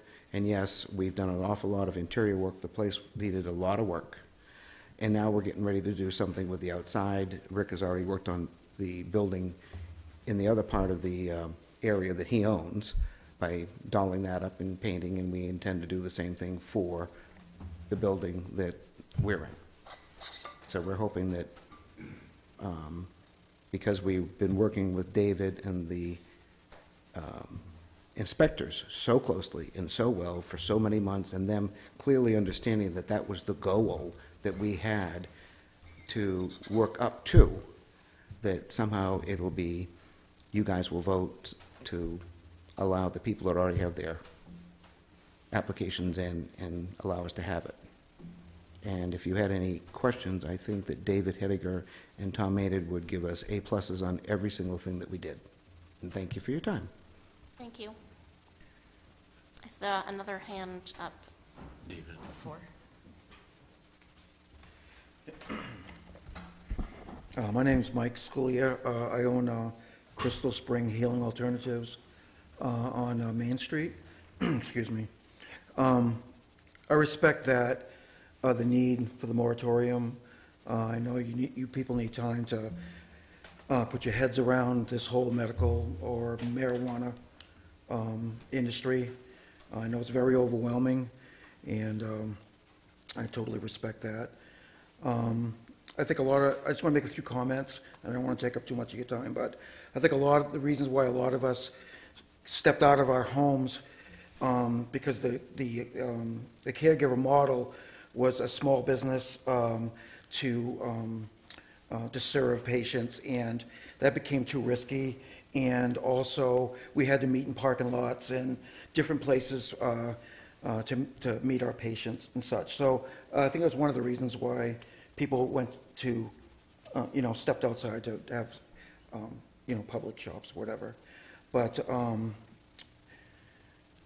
I just, not everybody in this industry is a drug dealer, and some of us are out there educating the community on CBD and THC and the benefits together. It's a very awesome industry. I didn't get into this until I really, researched it and looked into it and saw how important it was. And we've spent a lot of time and money to, to have a, to benefit this community. And we hope that we're going to, all of us hoping that we're going to be an integral part of Lewiston, Auburn, and developing this industry in this town. And I also own a place in Auburn on Washington Avenue. And we just got inspected at both our places, and the state was very happy with what we were doing. And we're very big on educating the community and all our patients. And our, the majority of our patients are between 35 and 70 years old. And we just encourage you to just, really to see what people are doing with this industry, and not just to make rash decisions and to just jump into, just looking at this negatively, because it's really an awesome industry, and it's extremely needed. And I think we all can testify to that, because we hear it daily. We hear how much it's benefiting everybody. So, I just want to say, I just hope everyone takes their time and is really thinks this thing very well through. And we know you need time to see how you want the community to unfold and how you want to do this, and we totally respect that. But we welcome you to go into our shops. We welcome you to see what it is we do, and we want to be transparent, and we want to work with the community, an integral, vital part of this community. So, thank you. Thanks. Any other public comment? Back to the council. Councilor Ray. All right. So thank you to all who came tonight and spoke. I will not be voting in support of the moratorium for 3 reasons, and I wanted to illuminate those. The first is this feels very reactionary to Auburn, and I think that's a poor way to form policy in reaction to what another community is doing. Leading into the second reason, this feels very hasty. We have known that this is coming since it was passed through a citizens referendum, and then we just heard the news yesterday from the legislature, but anything that's done hasty is not going to be done well, and we're already hearing, very specific instances of that, where one person might have one piece of paperwork and not another, and it just sounds like it's a big kerfuffle at this point. And the third reason is it just feels very anti-business to me. If you're trying to make a living and you want to be in Lewiston, then I personally want you here, and I want you helping our community, and it sounds like those who have spoken on behalf of that tonight are very sincere in that hope, and I hope all business owners of this type have that same sort of personal mandate. So those are the couple of reasons that you might hear me voting no a couple times over the next couple votes. So I'm gonna go next, and then Councilor Beam. Just because some of what I'm going to say I think is in direct opposition to what Councilor Ray just said. I think we first of all, thank you very much for your comments tonight. And personal stories, I think that was really important. To me, putting this moratorium in place prevents us from making rash decisions, and allows us to create sound policy around this. The comment was made about referendums. We've known this was coming because of citizens' referendums, and boy, we sure thought that, main care was going to happen too, and that didn't. So I think relying on referendums is becoming less and less reliable. So I'm going to vote in favor of the moratorium. because I think it gives us time to create sound policy. I would like for us to look at this in the fall as opposed to January. So we only meet once a month in the summer. So if we could take a look at this again in September, that would be great. And I'd also like to see us make some adjustments so that we can accommodate the folks in this room who tried to get permits in before today. Oh, Councilor Beam. I agree with you, although I think your comments were really good, Councilor Ray, but I think if we don't do the moratorium, we will be acting in a rash manner.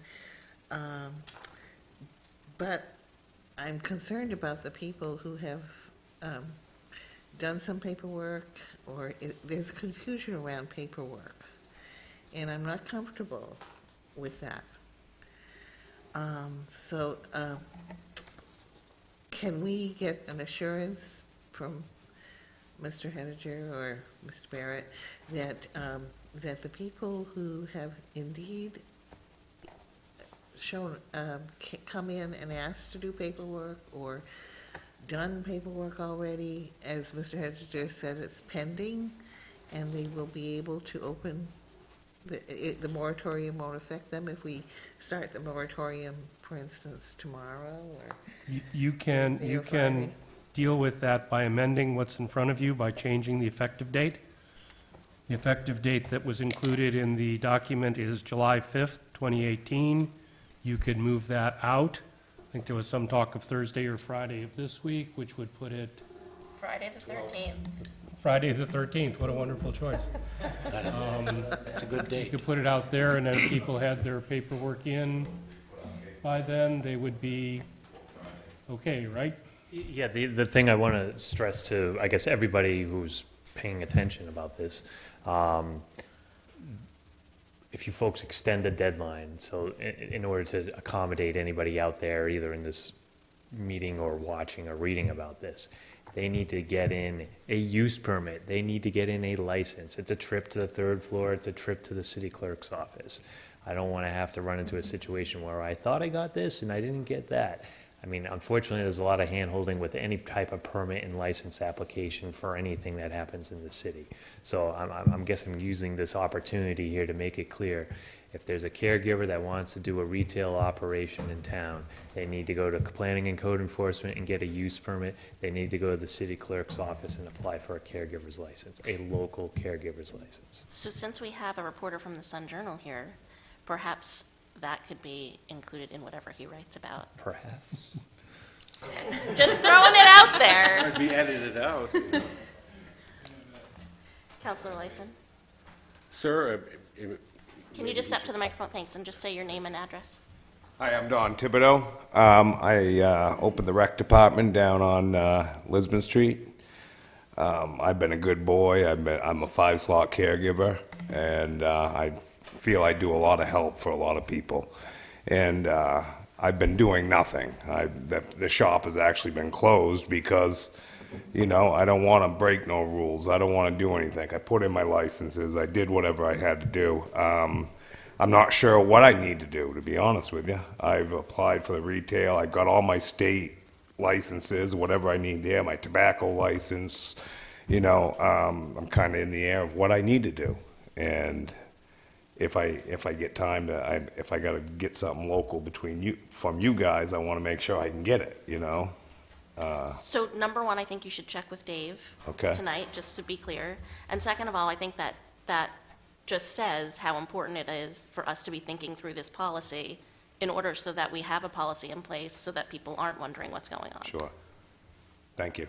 Councilor Lyson. Yeah, I mean, obviously, this is a new fledgling businesses. Is there an association that's forming around caregiving and or growing or whatever?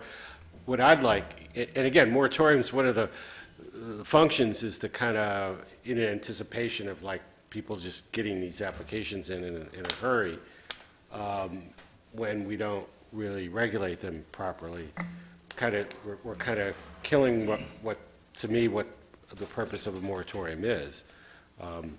And because you know, obviously the paper can play a role as well, but if there's a way of networking this through the community, say we set the date of July 13th, and I do have a problem with the retroactivity on this issue in particular. I agree with some of Councilor Ray's points, but I think if we can make sure that people who have pending businesses or business operations, and they can get whatever they need to do permit-wise between now and a certain date, I have a much less problem with the moratorium. But hopefully we can come to a conclusion before we have to take a vote on that to see if we can fit a new retroactive date on it, or not a retroactive date, be it a date certain. Councilor LaJoy. Would it be proper at this time to make a motion to amend the current proposal to state a starting date of July 13th for moratorium? Yes. If so, I would make that motion. And I'll second that. So Kathy, do we? Right, so the motion by Councilor LaJoy, seconded by Councilor Lyson, is to amend the effective date from July 5th to July 13th. So because we already had a motion on the table. Right, you would have a vote to vote on this amendment. Great. Yes. So we have a motion on the table by Councilor LaJoy, seconded by Councilor Lyson. Yep. Right, so now the process would be to have discussion on the amendment only, so just the merits of changing the date. Okay. Discussion on the council. Councilor Marcotte. So by moving the date to the 13th, now, what could that affect? Could we have a mad rush tomorrow, and we have a dozen of these applications in and filed by Friday? Potentially. David, how many applications are you aware of that have come in recently? Recently? I couldn't say recently. I mean, within the last several weeks, we've probably received maybe 6 for retail purposes. And some of those folks are sitting in the room tonight. Some of those folks are sitting in the room, and some of them are just aware of this now and want to submit to you as well. So to Councilor Marcotte's point, I mean, yeah, are we going to have a mad rush? I don't know. The reality is, to get a use permit, you have to have a location. Absolutely. I mean, so if somebody does not have a location, they would have to come up with that location within the next few days. Correct. So I think that may limit the number. And do we know what the listing of locations are of those applicants? I'm sorry, my phone. Right, we know the addresses that are The listed on the addresses. applications that have Oh, been yes, submitted. yes, absolutely. And more importantly, the zoning districts, because I'm reading that there are 11 zoning districts that it's permitted currently. That's correct. And I don't know which zoning districts those are, although that's a good size. Nearly any non-residential district, wherever we allow a medical use, is where you can have a medical retail operation. So it would not include DR, NCA, NCB. Won't include any residential. I'd have to check on downtown residential, because there are some non-residential uses allowed there. Community business. Correct. UE, et cetera, Correct. And Councilor, we distributed 3 applications today for caregivers from our office today. And some of those were in light of this evening's discussion tonight, telling them, come in here because you folks may change your mind with respect to dates. And again, caregiver licenses don't necessarily commit people or mean that they're going to have a retail storefront operation. They may not. And meanwhile, assuming the moratorium still happens in some form, and we decide that 6 out of these current 11 allowable zones we don't want to allow, they would be grandfathered in. If they're there now, they just wouldn't be able to after the end of the moratorium. That's correct. That's correct. It's worth noting, too, that there's a disconnect, and I think Mr. Thibodeau might be a good example of that. There's a lot of people out there that just don't understand the need for a local license. They come in and say, I have a license. I said, no, you don't. You have a state license, but you don't have a local caregiver's license. So you need to go through a local process. There aren't many communities that regulate caregiver operations like Lewiston. We talk to a lot of communities that want to regulate it like us, but there aren't a lot of communities like us. And we did this primarily back in 2011 because our primary concern was life safety, trying to avoid having grow operations at that time in multifamilies. We've had 2 complete structure losses related to grow operations. Those are people just growing on their own, whether recreationally as a caregiver. But that's where this all stemmed from, is our concerns were primarily life safety. The reason why we inspect the grow operations. The retail, we never contemplated, which is not something that was discussed when this ordinance was adopted. Are you all set, Council Martha? Yeah. Anyone else? To the public again? Back to the council. Kathy, can you call the roll? Sure, and just for clarification, the motion before you is to amend the effective date from July 5th to July 13th. Thank you. Counselor from Ward 6? Yes. Ward 7? No. Ward 1? Yes. Ward 2? No? Ward 3? No. Ward 4? Yes. Ward 5? Yes. Motion passed by a vote of 4-3. So now the motion before you is the one that's printed in your book, but it's the 13th instead of the 15th, instead of the 5th. So we have number 2, which is to waive. Right, but so what you just changed right now, Counselor, the question pending before you is still question 1. Okay. But it now reads that the proposed moratorium ordinance regarding medical marijuana retail sales and distribution to be effective retroactively to July 13th, 2018, receive first passage by a roll call vote. Got it. So I need a motion and a second. We already have a motion, so you're just ready to call for the vote if discussion is done. Okay. Would retroactively need to be included? It's Oh, yes, thank you. In the Strike future. retroactively, yes. Thank you, Counselor, that doesn't make any sense. Yes, thank you. So can you read that again? Sure, so the motion pending before the council right now is that the proposed moratorium ordinance regarding medical marijuana retail sales and distribution to be effective July 13th, 2018, receive first passage by a roll call vote. Thank you. So go ahead and call the roll. Sure, Counselor from Ward 6? Yes. Ward 7? Yes. Ward 1? Yes. Ward 2? No? Ward 3? No. Ward 4? Yes. Ward 5? Yes. Motion passed by a vote of 5-2. Now, the next item before you is to waive Section 7C of the rules governing the city council and to allow for final passage at this time. So I need a motion and a second. Yes, please. So move. Second. Motion by Councilor LaJoy, seconded by Councilor Lyson. Discussion on the council. Councilor Marcotte? This requires a supermajority. Requires 5, yes. To the public, or anyone else in the council? Yeah, Councilor I Lyson? just wanted to know, does the public understand what we're doing? And are there any questions related to that? And or Yes. concerns, too? So, Ed or Kathy, do you want to give? Sure. So in order to have a moratorium ordinance adopted, it requires first passage and then waiver of our rules and then final passage. Typically, under the City Code of Ordinances, when we adopt an ordinance, we'll do first passage on during one city council meeting, and then at the next city council meeting, we have final passage. So tonight, because of the nature of a moratorium being an emergency ordinance, we want it to be effective as soon as possible. And so therefore, we would have first passage tonight in one vote. Then the council right now is voting to waive our rules of operation and to allow for final passage this evening as well. So it's really just a housekeeping procedure at this point. So it's going to the public right now. If you have issues with us voting on final passage tonight, you should make comment on that now. Thanks. I have one question regarding the zoning. What exactly does that mean?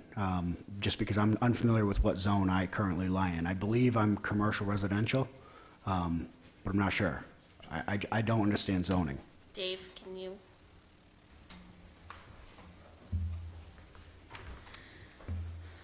So I need to check.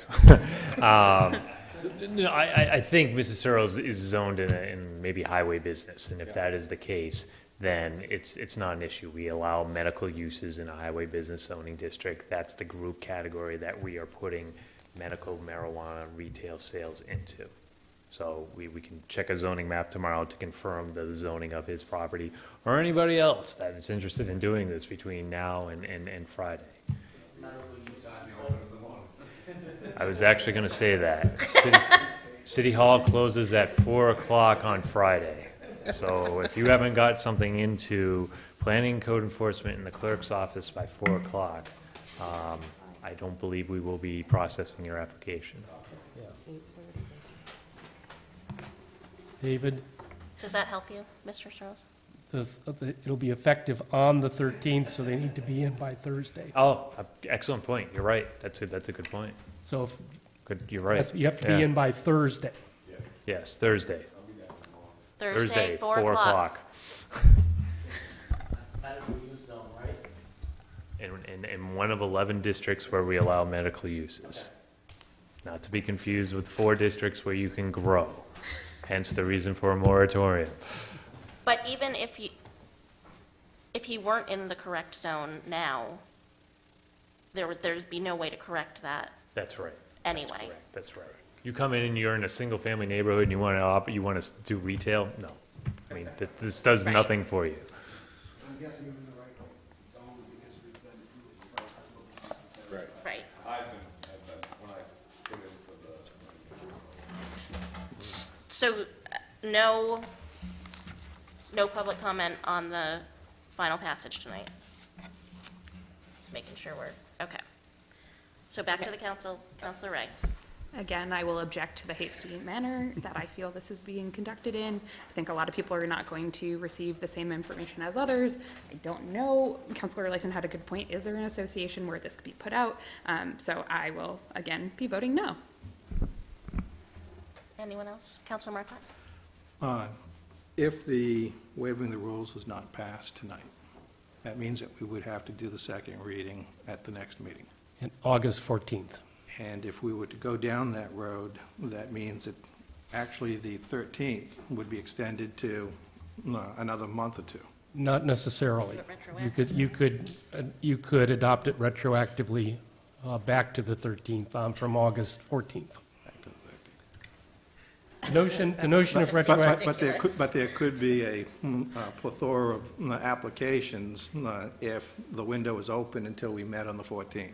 Yes, but basically the notion of making an ordinance retroactive, you are generally safe making an ordinance retroactive to the point where it became public that you were considering the ordinance.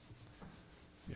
So, since we've started this process, you could go till September, and you could still go back to the date where it was first published, of July 5th.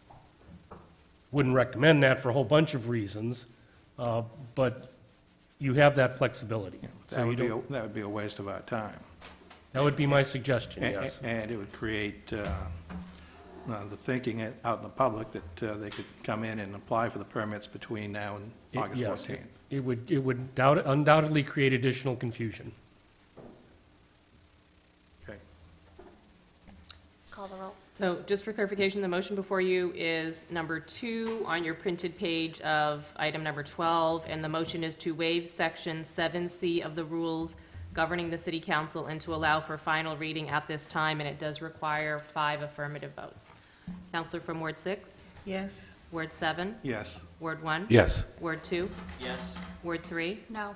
Ward 4? Yes. Oh, And sorry. Ward 5? Yes. And Ward 5? Yes. Motion passed by a vote of 6 to 1. The motion now before you is item 3 printed in your book, that the proposed moratorium ordinance regarding medical marijuana retail sales and distribution to be effective July 13th, 2018, receive final passage by a roll call vote. So moved. Second. I have a motion by Councilor Lyson, seconded by Councilor LaJoy. Any more discussion on the council? To the public? Back to the council? Call the roll. Counselor from Ward 6? Yes. Ward 7? Yes. Ward 1? Yes. Ward 2? Yes. Ward 3? No. Ward 4? Yes. And Ward 5? Yes. Motion passed by a vote of 6 to 1. Agenda item number 13. Item number 13, ordinance repealing Chapter 22, Article 26 of the Code of Ordinances, recreational marijuana.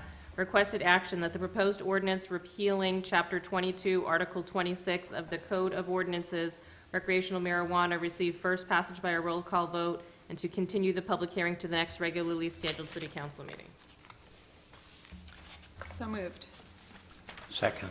I have a motion by Councilor Ray, seconded by Councilor LaJoy. Ed, do you want to give a? Sure, let me give you a brief summary here. This ordinance that we're talking about tonight was adopted shortly after the recreational marijuana referendum was adopted, so it goes back to November of 2017.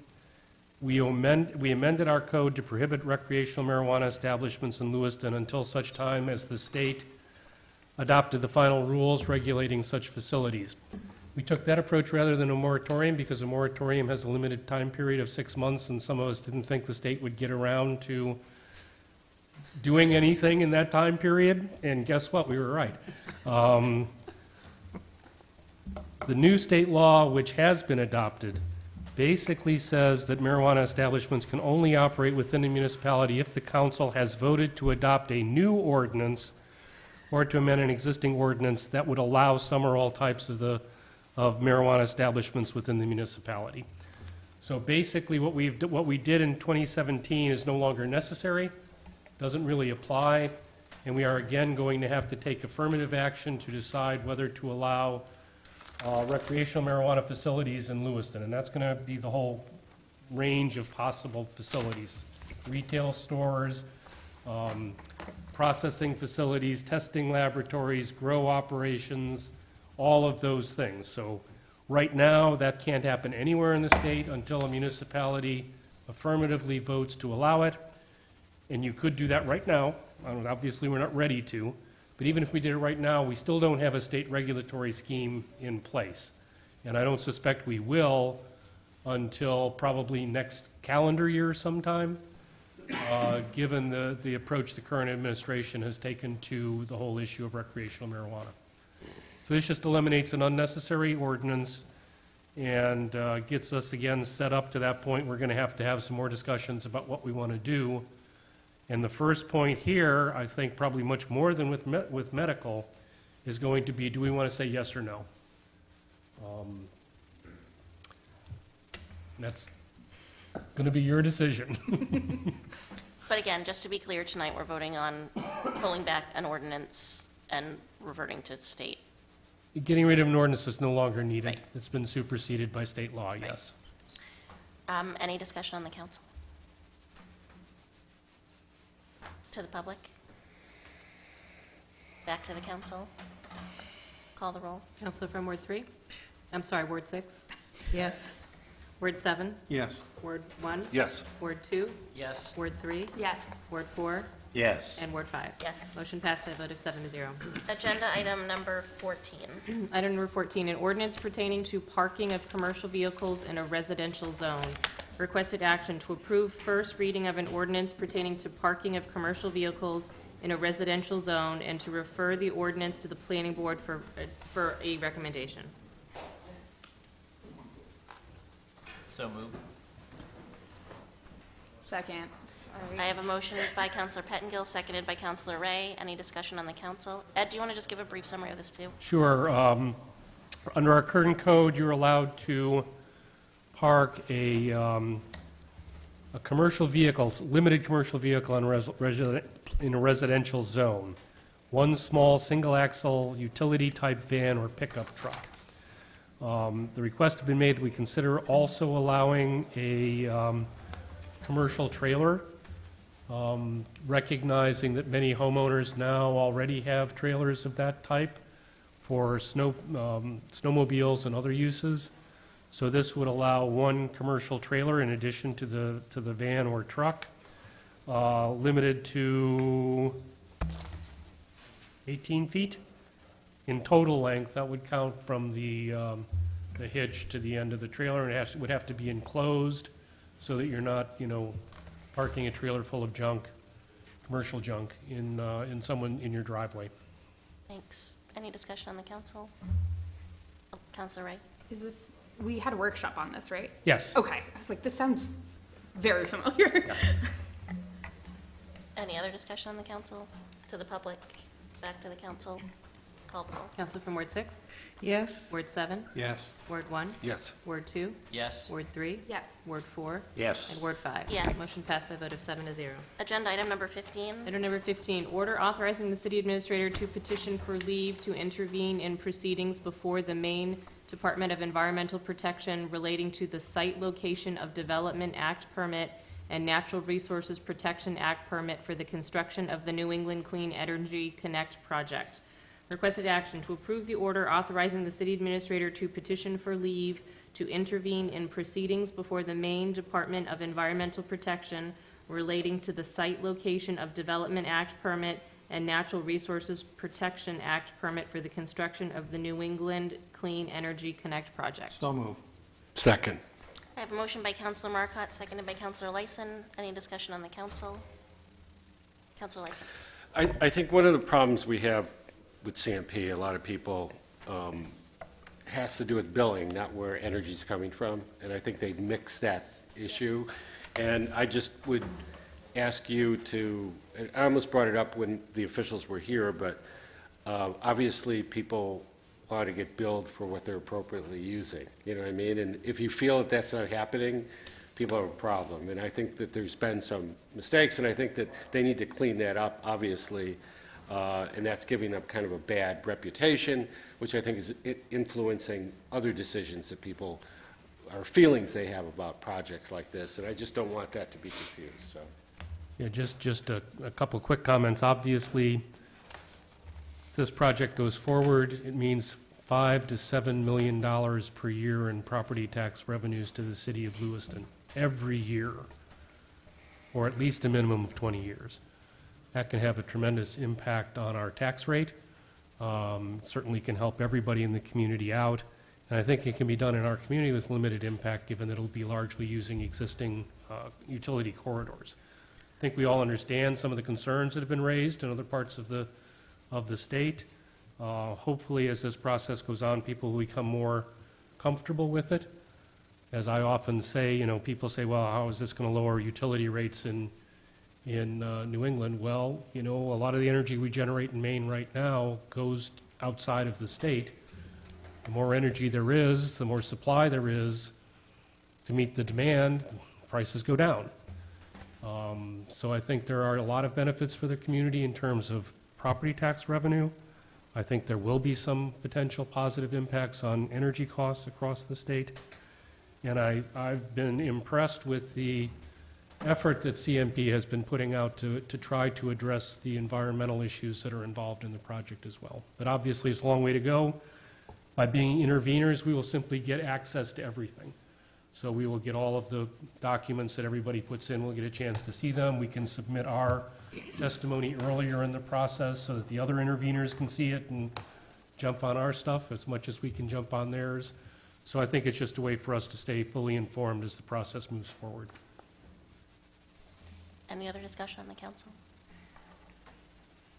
To the public? Back to the council? Call the roll. Councilor from Ward 6?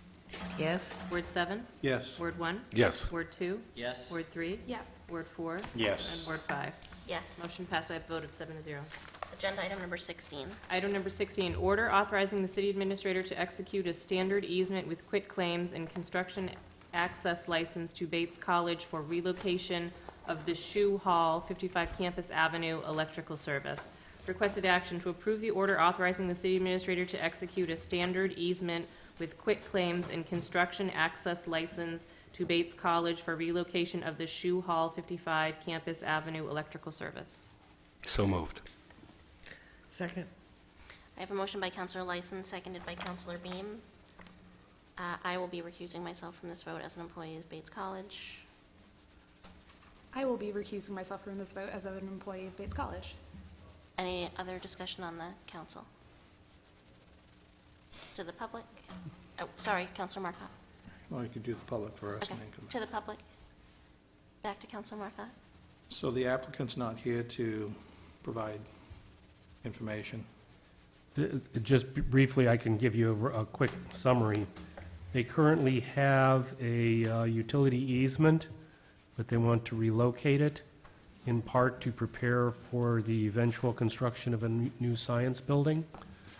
They want to come in and speak with the council, brief the council on what they're thinking about doing. They asked to come in August. We'll see how August's agenda looks, but I'm not quite sure what their overall schedule is, but they do want to come in and brief this. This is just to let them know that they could do that and keep on schedule with their planning process. I see from the packet that the easement request is under Campus Avenue. Yes. Now, where's the current easement that you mentioned? It's also under Campus Avenue. I think it's down further toward Central Street. I would have appreciated their attendance for such a matter. Were they advised to attend? Public Works handled it. I'm assuming that they were aware it was going to be on the agenda, but I can't guarantee that. Thanks. Any other discussion on the council? Call the roll. Counselor from Ward 6, Yes. Ward 7, No. Ward 1, Yes. Ward 2, Yes. Ward 4. Yes. Motion passed by a vote of 4 to 1. Agenda item number 17. Order number 17, order authorizing the city administrator to execute a new collective bargaining agreement between the City of Lewiston and the Lewiston Police Supervisory Command Unit. Requested action to approve the order authorizing the city administrator to execute a new collective bargaining agreement between the City of Lewiston and the Lewiston Police Supervisory Command Unit. So moved. Second. I have a motion by Councilor Ray, seconded by Councilor LaJoy. Any discussion on the council? To the public? Back to the council. Councilor Ray. Just want to thank Dennis for his work on this, as well as Chief O'Malley. Councilor Marcotte. My concern here is the overall impact, which in an email to Dennis in the past week, my understanding is that the impact to the budget items that are incorporated is 4.5%. That puts a burden on next year's budget deliberations before we even jump into them. However, most of the bullet items in the packet I am content with, but I cannot agree to something that's impacting us at 4.5%.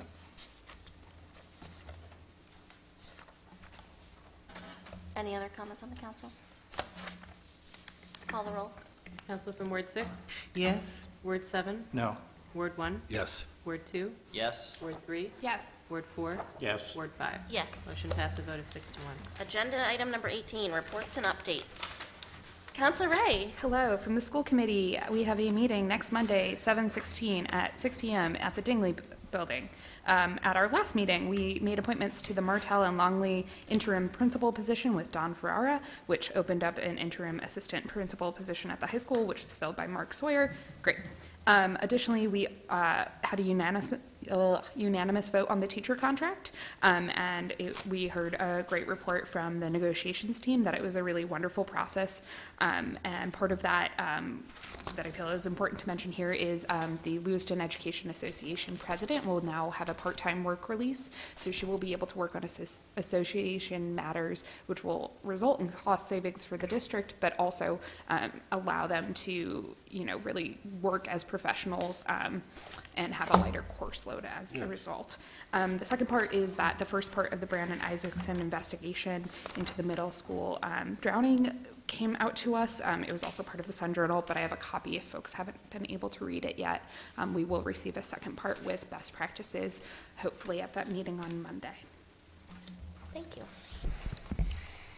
Any other reports and updates? Agenda item number 19, which is any other business city councilors or others may have relating to Lewiston City Government. And item number A is a citywide signage proposal.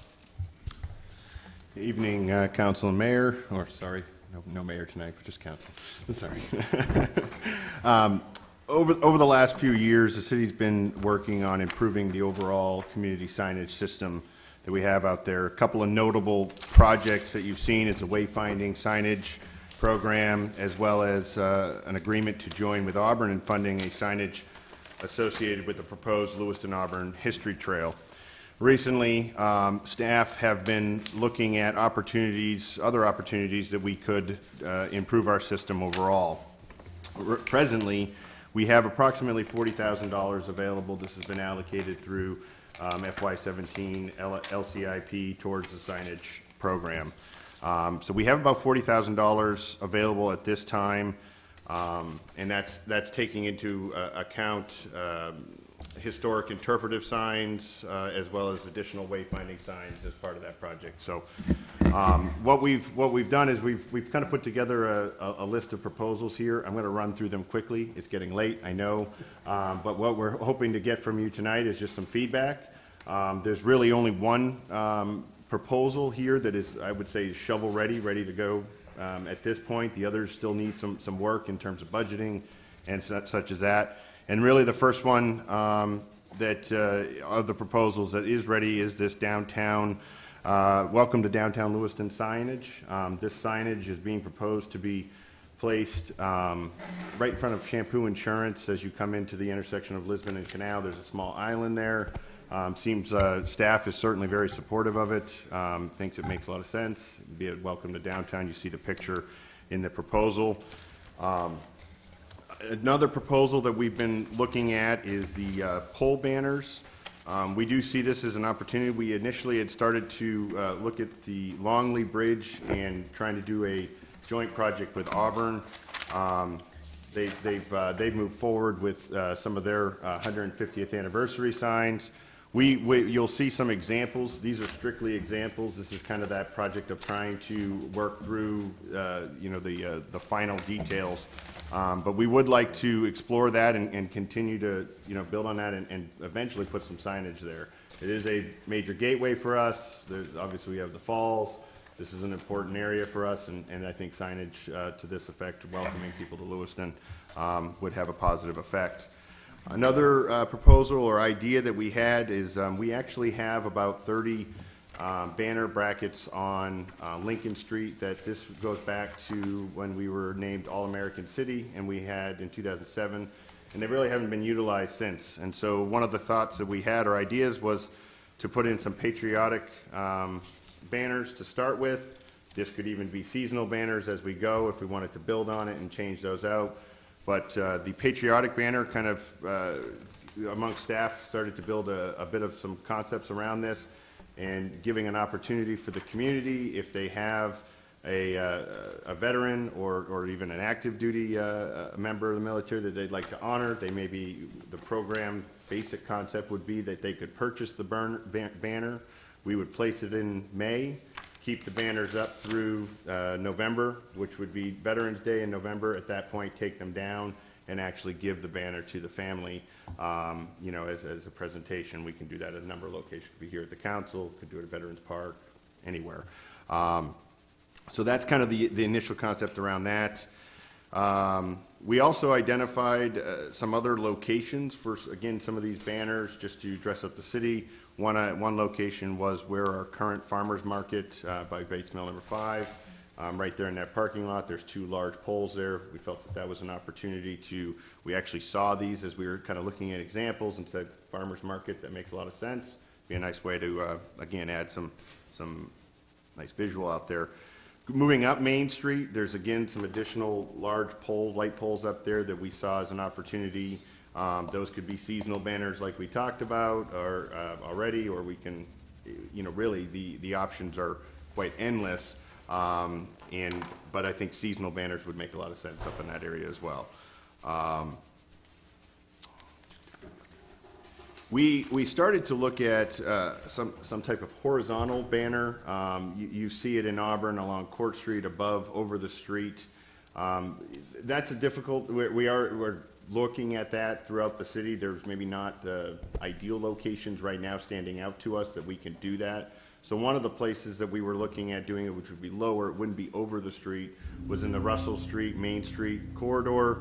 Seems like there might be an opportunity to put a banner there that we could actually sell for advertising for nonprofits and such, to be able to purchase for a week at a time. That's the basic program that Auburn does. You pay for the week, you can put it up. You have to be a nonprofit. Wouldn't be available for for-profit businesses. It would only be nonprofits. And likely that would be a hopefully better quality A-frame, Yeah. similar to what we put up over by the Peck Building. And, and A-frames is something that we're currently using. Another option, we have two right now that we're exploring is one, fixing up the ones we have. They do get a little unsightly after a while. They're just wood and they get banged around and moved in and out. And then an option would be to expand on that. That does seem to be growing in popularity. The reality is it's free for nonprofits to utilize that. It's first come, first serve.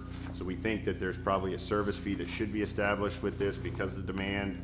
But there's also administrative cost to actually providing this for people, and Public Works does provide a service. So recouping some of that might be helpful.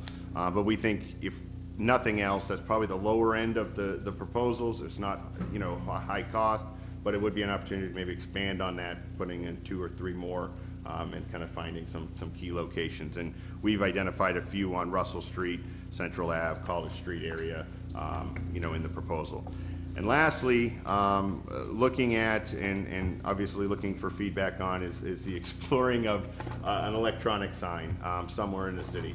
Obviously there's an efficiency to being able to put our message out quickly, advertise events, things happening in the city. But from what I'm gathering as we put this proposal out, there's actually a lot of mixed reviews about electronic signs. So, we're just looking for that feedback. Okay. Well, that's pretty much it. At this point, we don't really have to take any formal action. As Dennis mentioned, the only thing that would be ready fairly soon or fairly quickly to install would be that Welcome to Downtown Lewiston sign. So I love pretty much everything in this proposal, totally behind moving forward with the Welcome to Downtown Lewiston signage. When you talk about the Russell Street and Main Street location, is that like before you would go over Veterans Bridge? Well, no, it's actually would like at the bottom of that ramp, like where you would turn off to go to Martin's? If you were going towards Martin's on Main Street, you would be just before the overpass. Okay. And going there off to the right, and you're looking off to the right, there's that grass area. That's the general idea or location. I think there still needs to be some work around that location. Up front, I mean, some of the trees seem like they're maybe a little too low, so I'm not sure the visual would be perfect there. Okay. We've identified, I guess, that corridor as a high volume opportunity to catch people. Okay. And then I would also say that the one part of this proposal that I hate is electronic signs. I don't think they match the character of our community. Councilor Markon. Noticing the first image you have here, welcome to downtown Lewiston, and that particular triangular area, traveling through there quite often, it's quite unsightly with the political signs, and there's another structure of some sort. I don't know if it's an easel or what it was. It's an A-frame sign. Yeah, and I agree, it doesn't look very good. And it didn't look good at all. Is there anything that we can do to prevent those signs from populating that particular site? Do we need an ordinance?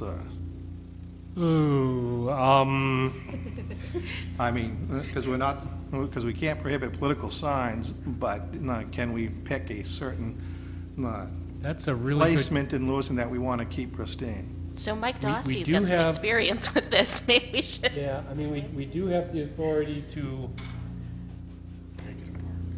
disallow political signs. We could do it citywide. I don't see any particular reason why we might not be able to do it here, but I need to check with legal. You happen to know? Well, not speaking about any ordinances or anything like that, but there are certain things that you could do in that particular area. Steve Murch specifically mentioned that there is the potential for vehicles to drive up onto that and into any new sign.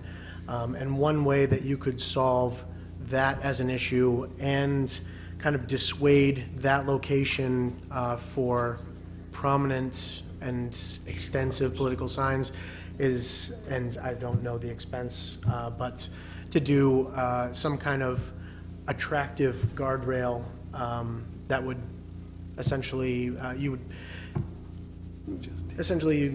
political signs are typically very low, and I'm envisioning like a wooden guardrail or something decorative. I'm speaking way out of my league, but something along those lines, as opposed to going down the road of city ordinances or something like that. Having seen similar islands in other communities, political candidates can get incredibly creative in figuring out how to make their signs seen.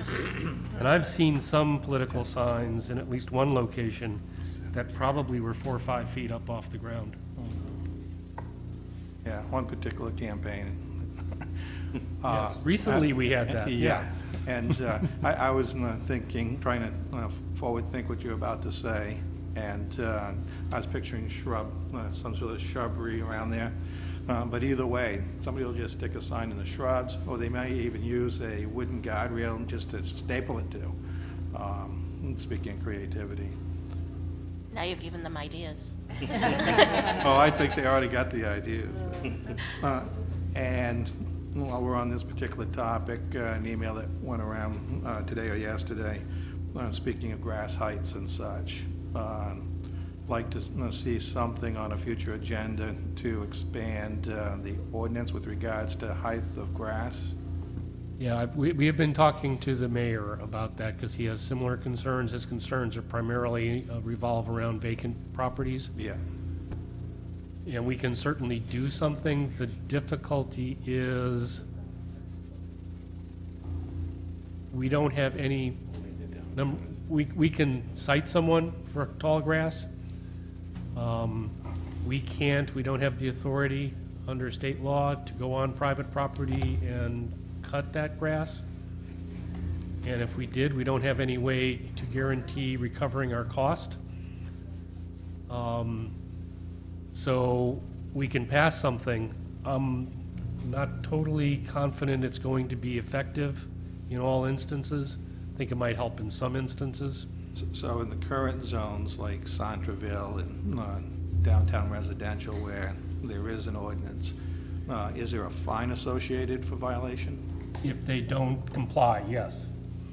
And if it's a vacant property, because what I'm thinking of is NCA particularly. So if we send a violation ticket to a bank that owns the property, we could get paid until the cows come home, right? We could keep fining them forever and probably never see a dollar. Never, or maybe they just pay it like they might. Some of the instances we've had with buildings that end up getting demolished and they think they still have a condo sitting there. And it might have some positive impact to get people's attention. Thank you. Councilor Pettingill. So with the signage, I love it. I'm definitely against the electronic signage. I agree it's against the character of what we're trying to do. One thing to keep in mind, a lot of these signs are vehicle oriented. We do need to keep in mind pedestrian oriented traffic sign or signage in regards to wayfinders. The ones that were put up with the grant 4 or 5 years ago that point to Samard Payne and downtown, things like that. They're small, almost impossible to read. I know everybody's well aware of that, but things to keep in mind. And then in regards to parking, anybody that lives in the city knows where the garages are and where to find parking. Anybody that's from out of town, the current wayfinding signs that we have are way too small and they're way too close to the garages. There's nothing directing people to how to get to them. So just some other things to keep in mind. I will point out that up until a few years ago, we didn't have any signs. Exactly. So I agree with you. I mean, and that's one of the things that's always bothered me about our parking garages is they're really set up to make, it's not easy for someone who's not familiar with them to find the entrance to the facility. And that plays hand in hand with, we don't have a parking issue, but when people say, oh, I can't find parking, you're absolutely right, you can't find parking. We don't direct people to parking, so. Councilor Lyson. Yeah, I'm going to agree with my fellow councilors concerning not liking electronic signs. I remember Code of Ordinance banned them in '88, and I wish we would have kept that. Councilor but I know Lyson, signs are important. I have to tell you, by the way, that the city of Lewiston was the primary moving party to get state law changed to allow electronic signs to proliferate, all because of the desire to have one at the Coliseum. Because I was Talk about bad policy. You know. I fought that fight in Bangor when I was up there, when everybody wanted electronic signs and we didn't allow them. Advertising but companies. a lot of the other won. stuff I wanted to just, Dennis, in support of, I mean, we need better signage, and I think Zach makes a good point about, you know, size does matter when you're talking about looking at a sign in a car. And hopefully on bicycles, hopefully walking people too, so there's a lot of different needs, so. Yeah, thanks. just, and again, you may, sometimes people don't see them, but there are walking signs in the downtown on some of the light poles that direct people to some of the major locations downtown. Real quick. Councilor Pecknell. Speaking about that, the color and design of the signs is probably an important factor.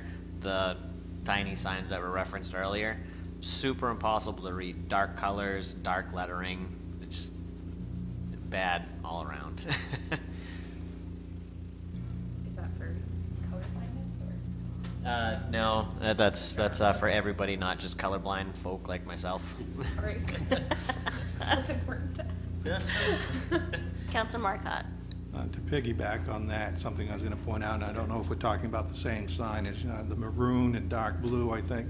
I never liked those signs when it came to the planning board. I didn't get anywhere with my comments. And you're right, they are dark and small, and you really can't see them. And I'd also like to go on record that I'm no fan of the electronic signage. So electronic signs are out. I hear you. And it's obvious we have a different council because those wayfinding signs were approved by a prior council. I like that. They're a good idea, just the follow through was lacking. We need something with more brightness to it. Councilor from Ward 1.